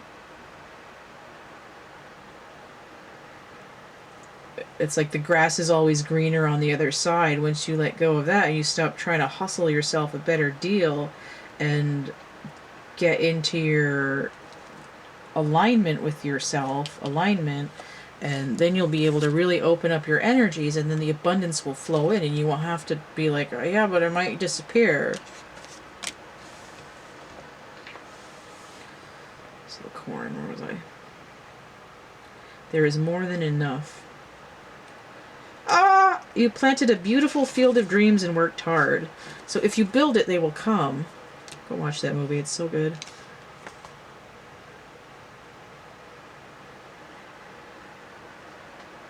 Even in the moments when you were losing faith, you continued. Yeah, harvest time, reaping rewards. financial or prosperity measured in quality rather than quantity. Right. So it's fortunate. Fortunate corn. Alright, so let's see what's tying these all together in the middle here. The Rainmaker, number 42. So that's a 6. So we have a foundation here, number 4, and then 2, which is the High Priestess. When we had this training card of new concepts here in the other layer. So now we're getting into it more here. So 42 is 6. So we have 6 again. 666, the moon. We're clearing that. And again, 6 is also the Lovers, which is a choice. So we're choosing to focus on this new way of thinking and to get all of this stuff. So let me look up the Rainmaker here. Right? You're going to make it rain.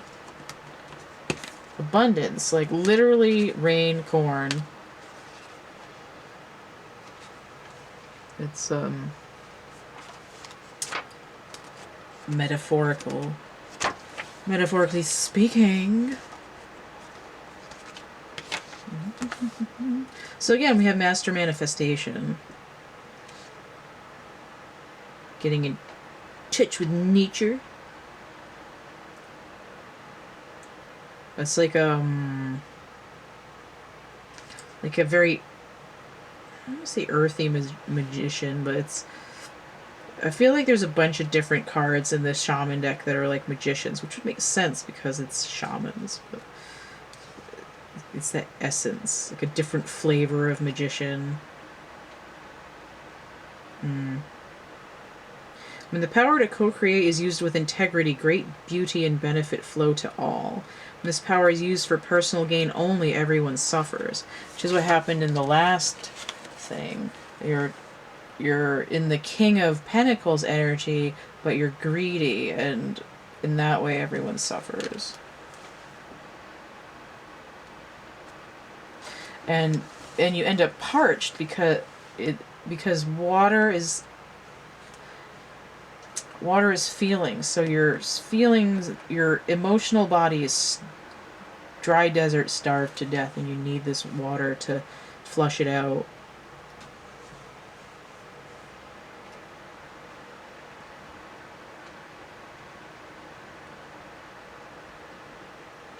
Okay, here we go. The seeds that have been silently germinating in your heart will burst forth ready for the sunlight. So again, we're back to the sun here. That's good. Alright. So let's get to the next layer. I like it a lot. It's getting cold in here again. Alright, so we have... Okay, so these are... Okay, I guess they're supposed to be paired. I gotta flip these over at the same time. So we have an inverted shark with an inverted ace of coins. I have a 7 of coins and a golden egg. I have a phoenix and an inverted 8 of wands. These are interesting pairs. Is that? I'll hold them up after. I have a fish and an ace of cups. It's so weird.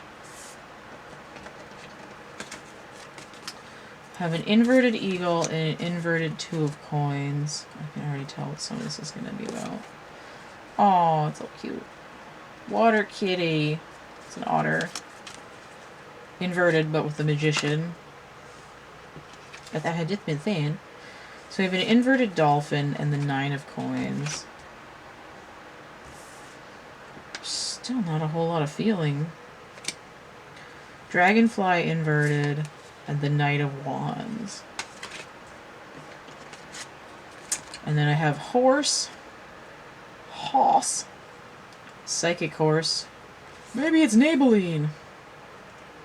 This fucking hair going here. Oh, it's like made out of, I think it's supposed to be braided, but it looks like it's made out of wheat. Sam Wheat. Okay. So we have the 8 of coins here with the horse. Put your money on your mind, motherfucker. Okay. I'm gonna pause for a second because I gotta restart because I will forget where I'm at, and I get some water. I don't think I've gotten the shark yet when I've done the Animal spirit deck. Make sure this is fucking focused. I like how, I don't know if I'm just getting antsy to be done, or if the fact that it's getting later and later into the evening that I'm like swearing more. Whatever. Okay, fuck it. Shark. So we have a water elemental that is inverted over here with the shark. Sharknado of lack. Oh my god! Let's smell the book because it smells weird. Like that. In focus. Page number 111. I don't know if it's going to focus from there. I don't know. Well, anyway, it says 111. Believe me.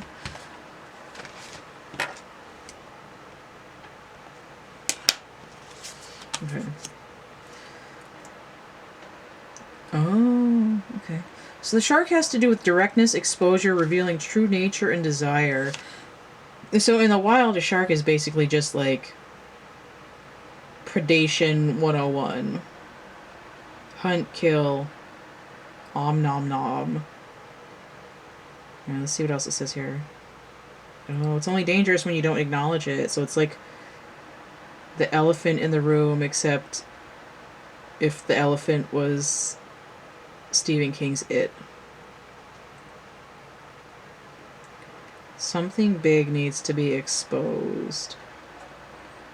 There is tension in your depths. And it's not just the diarrhea.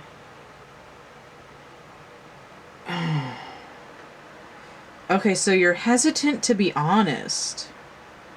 To say what you really want. Spice Girls earworm.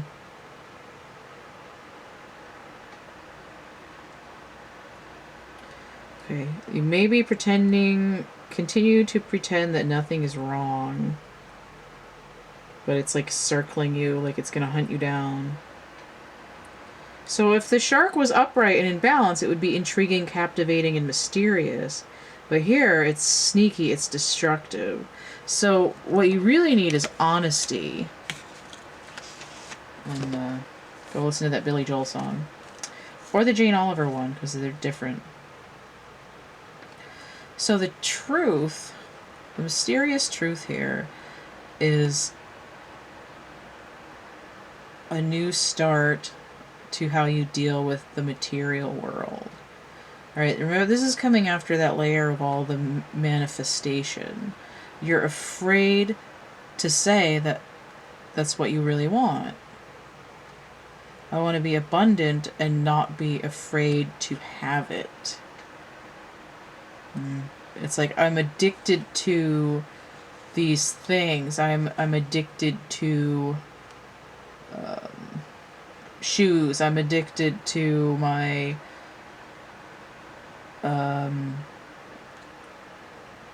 pop figurine collection. I'm addicted to crack rocks, or whatever people get. I'm afraid that I'm going to hoard if I get stuff, if I start over. That's the energy that I'm getting here. Alright, so then we have the 7 of coins with the golden egg. So I know what the 7 of coins is doing. It's talking about that corn harvest. And we have a little nest egg here too. It's very wheaty, like eating your Wheaties. So we have like this grain growing here, like the corn on the corn card. And then we have like the same wheat grains like over here on the horse, but like in the nest for the egg. And then look at this shit going on here. All these Merkaba shapes here. This is like alluding to the tetrahedron grid, to the Merkaba that started off with. Now this in this deck, this circle up here with the foil on it is like a spirit element. So in order to go from being afraid to move into the new phase of dealing with the world in a different, grateful for abundance way. You're still feeling sneaky and hoarding. You're afraid to move into this energy of being able to harvest. But let's take a look at the golden egg.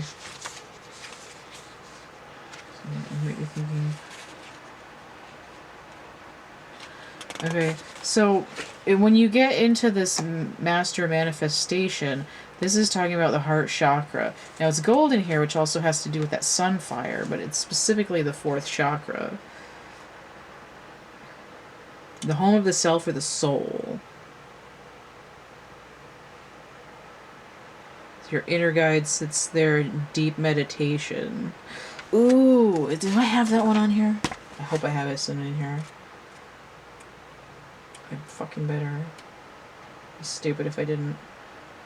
Come on. Incubation 19. Okay. No. So if I knew how to like number pages correctly. Okay. So this isn't as good as my like actual drawing, but the coloring book version of incubation. Okay.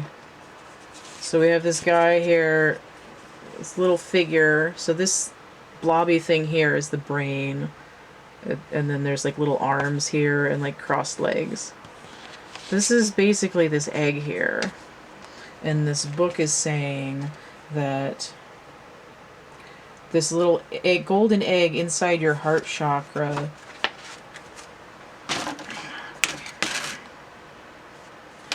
is where your guide sits. So look at the little drawing here in the book. This is pretty much the same as my incubation drawing, only different.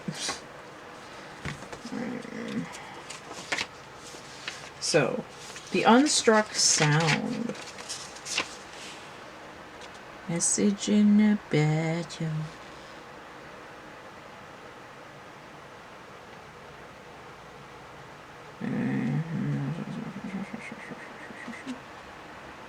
Okay, so this message coming from deep within yourself is you need to be sort of like pull yourself back a little, stop going through the daily grind, this rushing everywhere. No rushing, pushing, or grasping. Find a place of deep and restful ease, perhaps through whatever meditation and stuff. Introspection, contemplation. Okay.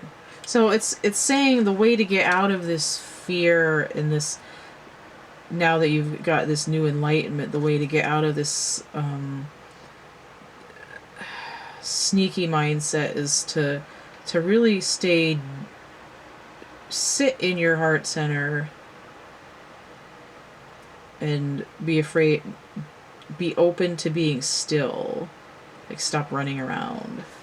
And that's how you get your harvest. You have to have patience with yourself and just be able to sit there for a little bit. Okay, so we have another spiritual card here, the Phoenix. I think that one might be the actual solar plexus chakra. But then we have the 8 of Wands here, but it's inverted, so we've got a lot of fire going on here. We've got this 8, but we're a little bit weak still. But we went from 1 to 7 to 8, so we're actually making progress even though this is inverted. It's like we're not going really fast. Because the 8 of Wands is rapid change or communication. So I get the sense that we're actually going in there into the heart center and we're not talking about it. We're not chattering. We're slowing it down, really thinking about it. And then there's this little Sagittarius guy here in the background. It's this idea of, I get that it's sort of like a precursor to this horse card.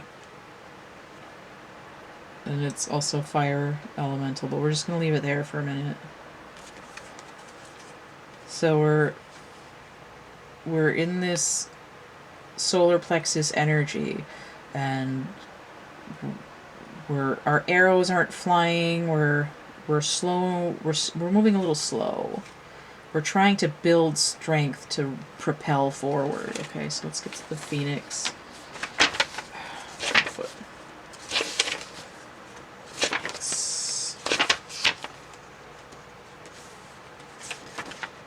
When I say Phoenix in my head, I say it to the tune of the song Fever.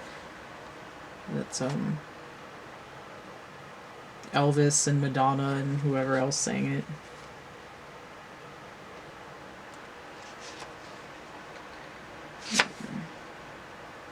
Oh, okay, so this is the root chakra. Okay. So it's coming all the way up from the bottom, which is why it's moving a little slow. It has to do with karma.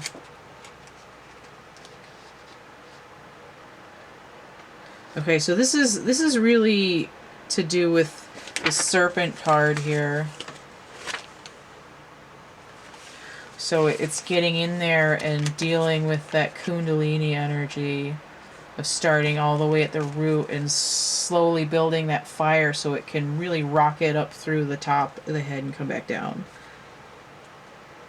Okay, so we're burning through the karma.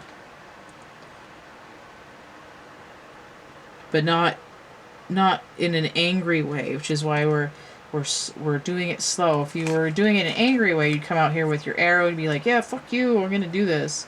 And just, you know, stampede and burn the whole goddamn forest down. But here it's like a holy fire, like a guided laser beam of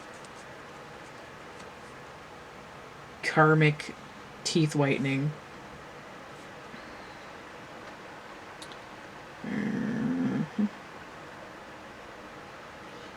The essence of the Phoenix is with us when we realize we've been suffering too long and something must change.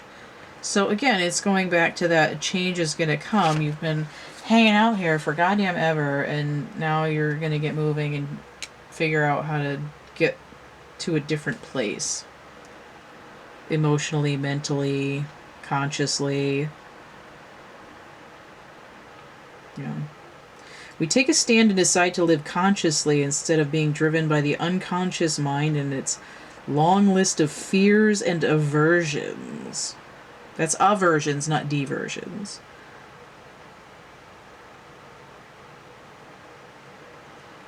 Okay. So when you do that, this phoenix bird is lit, and then it burns through all that other crap that you didn't get when you went through the moon.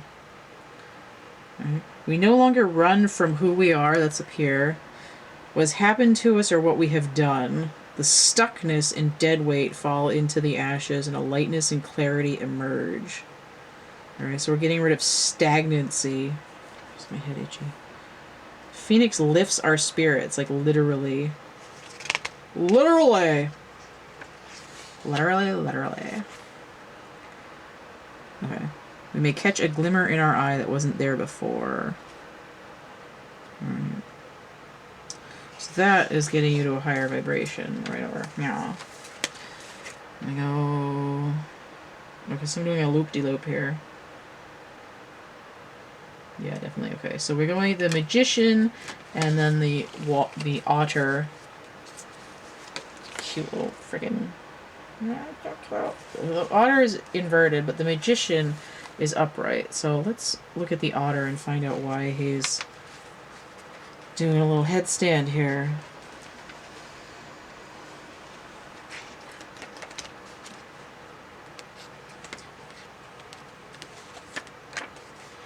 Again, I haven't been using the books lately when I do this, but I was told that I needed to today. So I'm just... I want you to think I don't know what the hell I'm doing here, man. So it's not that way. Alright. Okay. So otter represents unobstructed joy, playfulness, and contentment. But he's out of balance, he's upside down, and he's gloomy and sighs and makes silly excuses. So it's this childlike playfulness.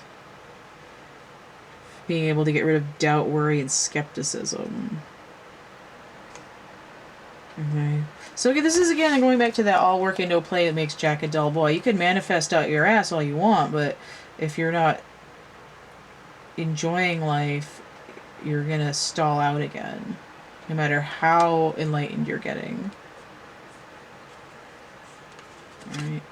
So here, I can already tell you that the eagle, we have air element, and then we're back to the coins here. Now, 2 of coins is making a choice. These are both inverted. This is like Jupiter energy, which is luck. And then I think Capricorn, which is Saturnian. So, I mean, it would have to do with like larger cycles and like tasks, like really getting down in there, but also like luck and fortune. It also has to do with balancing. This dude is trying to balance way too much at once. He's got coins here. He's on a penny farthing without a handle on it. It's like unicycle with a training wheel, and he's trying to do it on while riding on water, like he's like clown Jesus or something. Now the eagle is this like solar plexus energy here. It's usually like being able to see the whole picture. We have thinking about it, clear perspective. But here, I get this idea that we're so focused on training, going from this 1 and building up to 2, that we're not seeing the whole picture of the larger cycles at hand playing out here. So let me just see what Eagle's doing and see if that's... Let's see what we got here.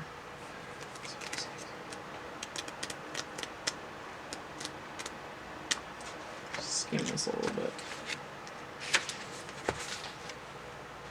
Oh, okay, so we're transforming karma. Okay. So, okay. Yeah. You're not looking at the bigger picture. You're controlling. You're a little bit too controlling. You're not getting this playful energy. You're nitpicking the little shit and not looking at what's going on overall.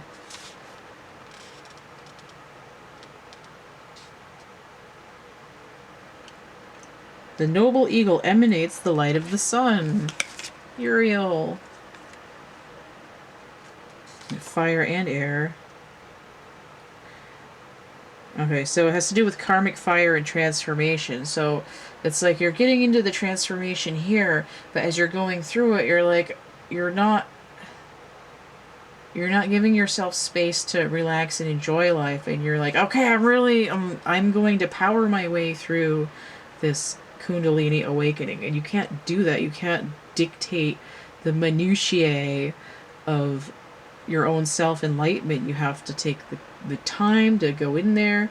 You have to like let yourself enjoy life a little bit, and then it'll happen as like a background process, like Tesla's inventions, or he's doing other shit and then he's like, you know, building stuff in the back of his brain and running tests. You have to let some of that stuff happen on its own. You can't be in there micromanaging your guides or your own energies.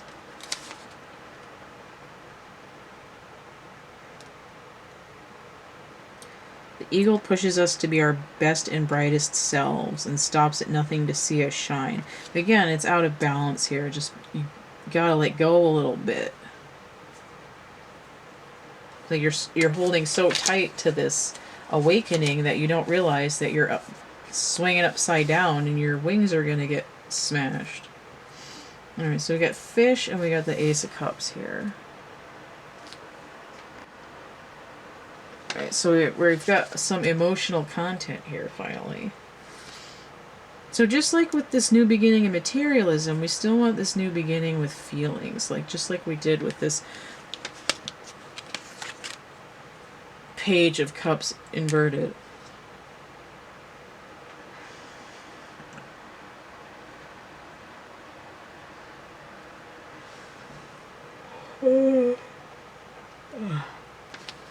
I like how the fish on here, the koi fish or whatever, looks really similar to this one in the other deck. I don't. Oh, yeah, I haven't even really gotten fish card before, so let me get this one on here. It's at 4 o'clock in the morning. I'm getting a little bit tired. 95.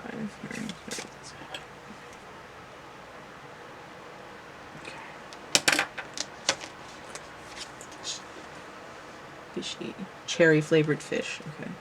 So we have moon energy on here. We have red for the root chakra again. We're really trying to get into the depths. Right? I mean, this cup is all the way submerged. We're in the depths trying to get to the root of our feelings. A little bit. I'm also getting, I think it might be Pisces too, because there's 2 fish here, so it has to do with overly controlling is blocking your intuition, and you're feeling bogged down by your own emotions at the root of things. So let me see. Fish, restlessness, change of focus, lost in the current. Yeah, you gotta, it's like perpetual motion. You gotta chill out a little bit and play a little bit and stop, you know. It's like you can't like juggle and be on water and ride the not quite unicycle and say look at me and play your flute or whatever. You gotta stop moving all, yeah, sit down and shut up.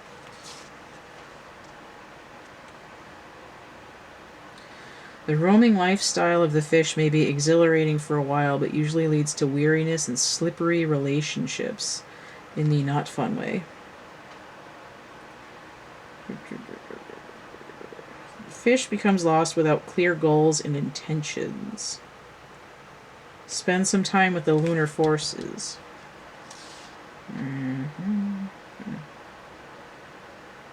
Yeah.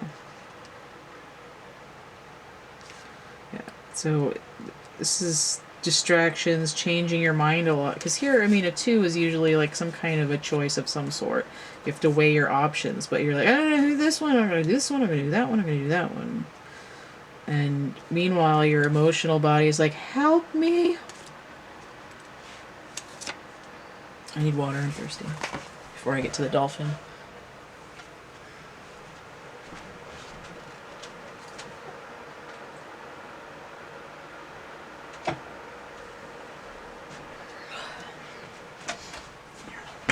Ow. I love it when my back collapses. Okay. My chair to cooperate here. Okay, so we have a 9 of coins here and the dolphin. So somehow, well, the dolphin's inverted, but which is probably not a good sign. But we've got the 7 coins here, and we got these 2 coins and this other one, and we're still coming out with this 9. So it's somehow we're still getting to this place of beauty and near fulfillment of it's not completion, it's like contentment. I need a dolphin. I haven't had that one that much. I don't remember what it is, but it's water element. So in order to keep going in our coins, we do need to address these emotions. When I see pink, I see green, I see orange. It's sort of smattering of the first 4 chakras, but we're not really able to talk about what we're feeling, and we're not entirely sure what we're feeling because it's kind of all over the place. Okay. Tie-dye situation. Dolphins usually have to do with intuition because of the sonar. And even still, this pattern here, it's this sort of cymatic sonar-like pattern. The dolphin was upside down though, so he can tell right away that there's an imbalance in the energy. That's how my voice is getting fried at this point because I've been talking for a long time. Dolphin! Innately intelligent, light Innately intelligent healer, light, blessings. Okay. Dolphin personalities are often drawn to the healing arts, sensitive to the subtle, enjoy working on the level of spirit. You can underestimate yourself. Important role in the wheel of karma. Okay, yeah. So the ultimate thing is that you're underestimating yourself. But you can still get here. You need to stop distracting yourself and have a little bit more faith in yourself. You gotta believe in the dream. And that you can. And then this idea of feminine energy, the right half of the brain, creativity, intuition, healing.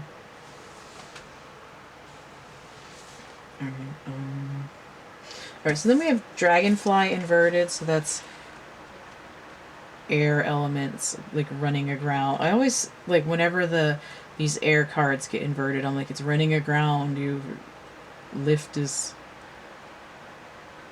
not achieved, or whatever. And then we have the Knight of Wands. So this is like a 1 or a 12. He's got a lot of fire going on here, like really,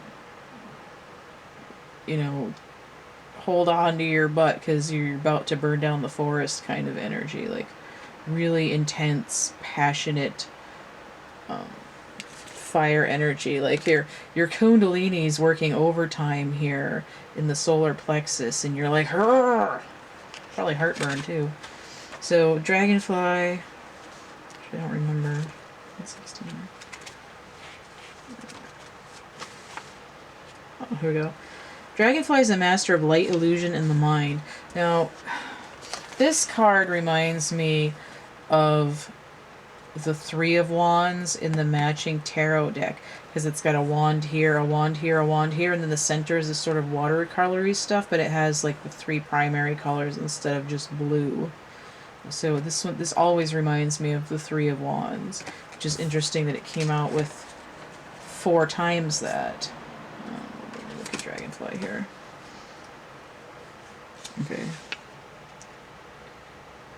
So it's a symbol of the mind, moving, shifting, shimmering, and changing. So you gotta check your perception. And in this imbalanced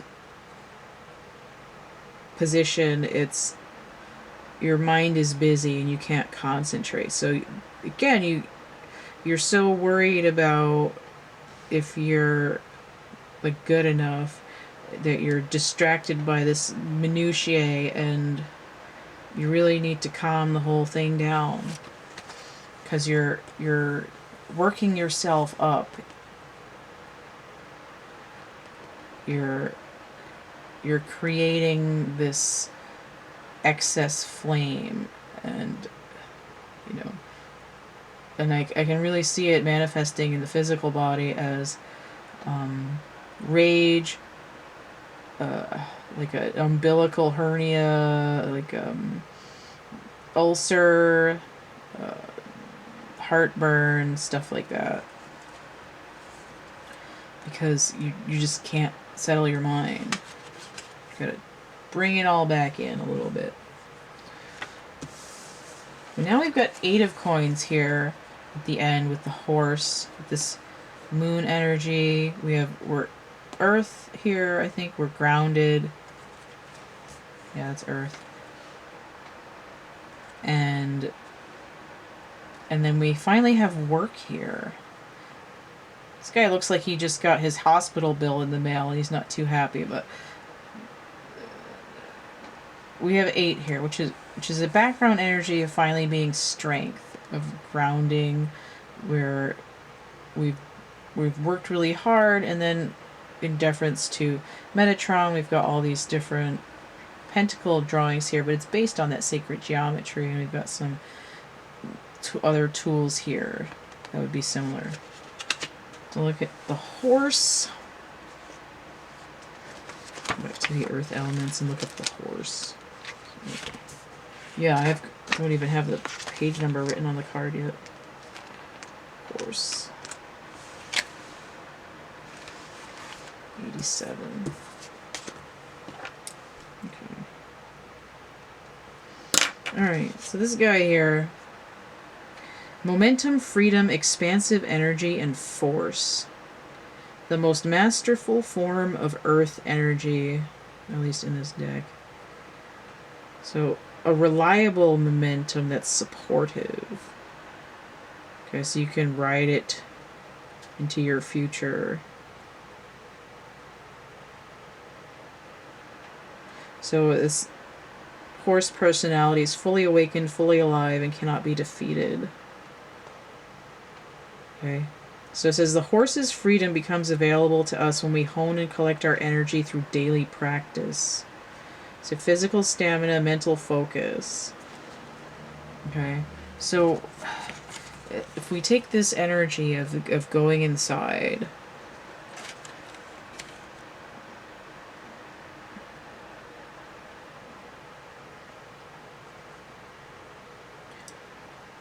and the other energies here where we're not tightly focused, we can take the number 4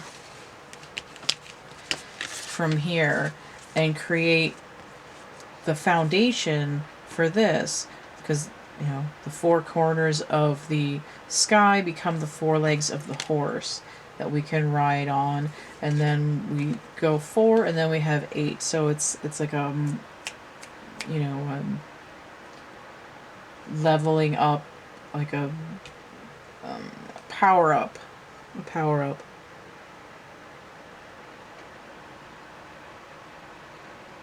Okay, so we could achieve anything, never give up. So this is not giving up, this is doing the work.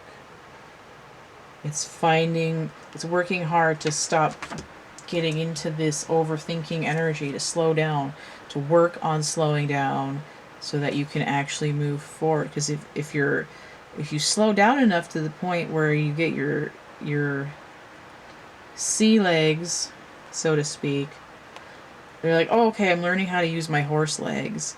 Like, I was so focused on whether or not my horseshoes looked pretty that I didn't realize I was stumbling around.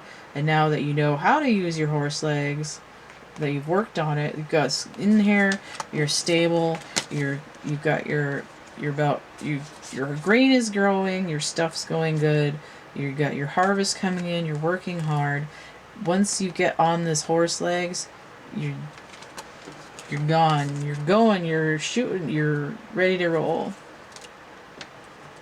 And you're not going to burn down the forest that time. Your energy's awakened, your intuition is popping, you're having a good time. Okay? There. Oh, okay, I gotta look at the bottom of the deck and see what was going on over here. It's gonna be a pain to sort those out. How much time left? Okay, 6 minutes. Alright, so let's set this up. 1, oh, I knew that was gonna happen. 2, 3, 4, 5, 6, okay. Alright. Now, I'm going to treat these as if they're upside down or not. So we have 10 of Wands, we have this burden completion, we have the 6 of Wands, we're trying to get to this idea of victory. So here we have 16, we have the Tower, we're restructuring, we're taking everything down and building it back up with a new foundation.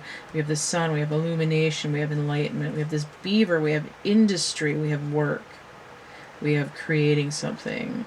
Okay, we have the Emperor here. We have this balance, this idea of taking it down to the foundation. We have 4. We're in control of our new foundation. So, and then we have draw 4, Wild.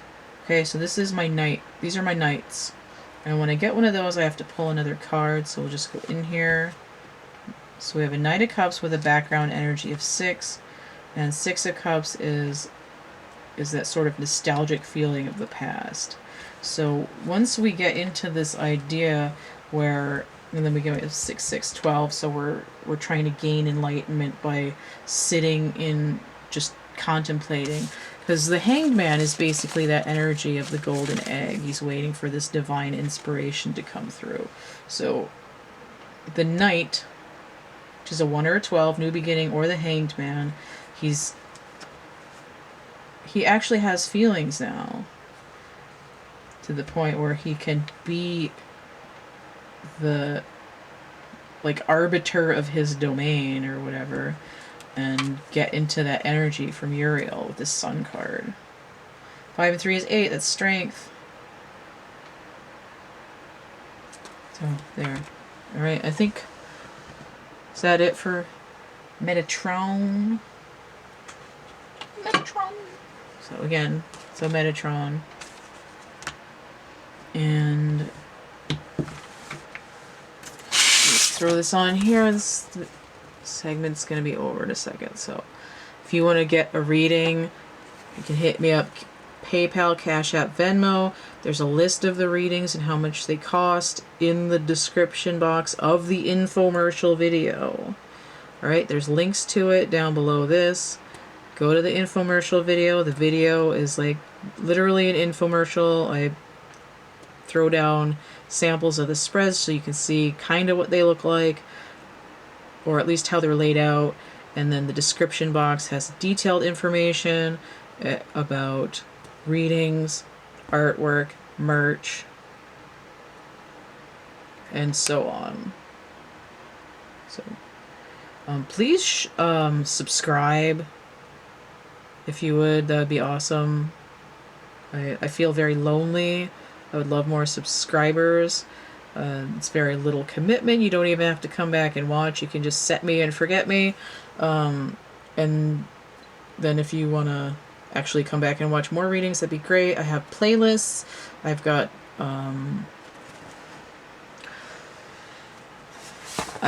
channels like this one, like channelings kind of, where the reading is like, I'm not sitting there, you know, letting somebody take over me. They're giving me a reading, specifically something they want to say, and like all the information is based on them. Like, I've got one that's Sekhmet, I've got one that's Jim Morrison, I have a mystery guest that I know who it is, but I'm not telling because it's for me to know and for you to find out. And then I've got the astrological age readings. I think I've got like 3 left to do. So if your sign isn't in there, it will be soon-ish. If you want a little chapbook packet, it'd be like kind of like a mystery mini reading, because all the contents are going to be different.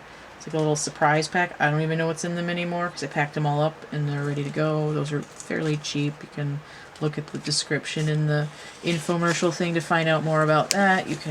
I've got a couple of art tutorials. They're not really great, but you can learn how to make one of these if you want. And then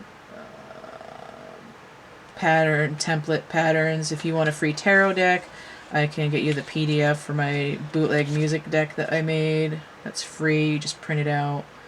And I think that's it. Yeah. Like, share, subscribe. Won't you be my friend on the internet? Bye.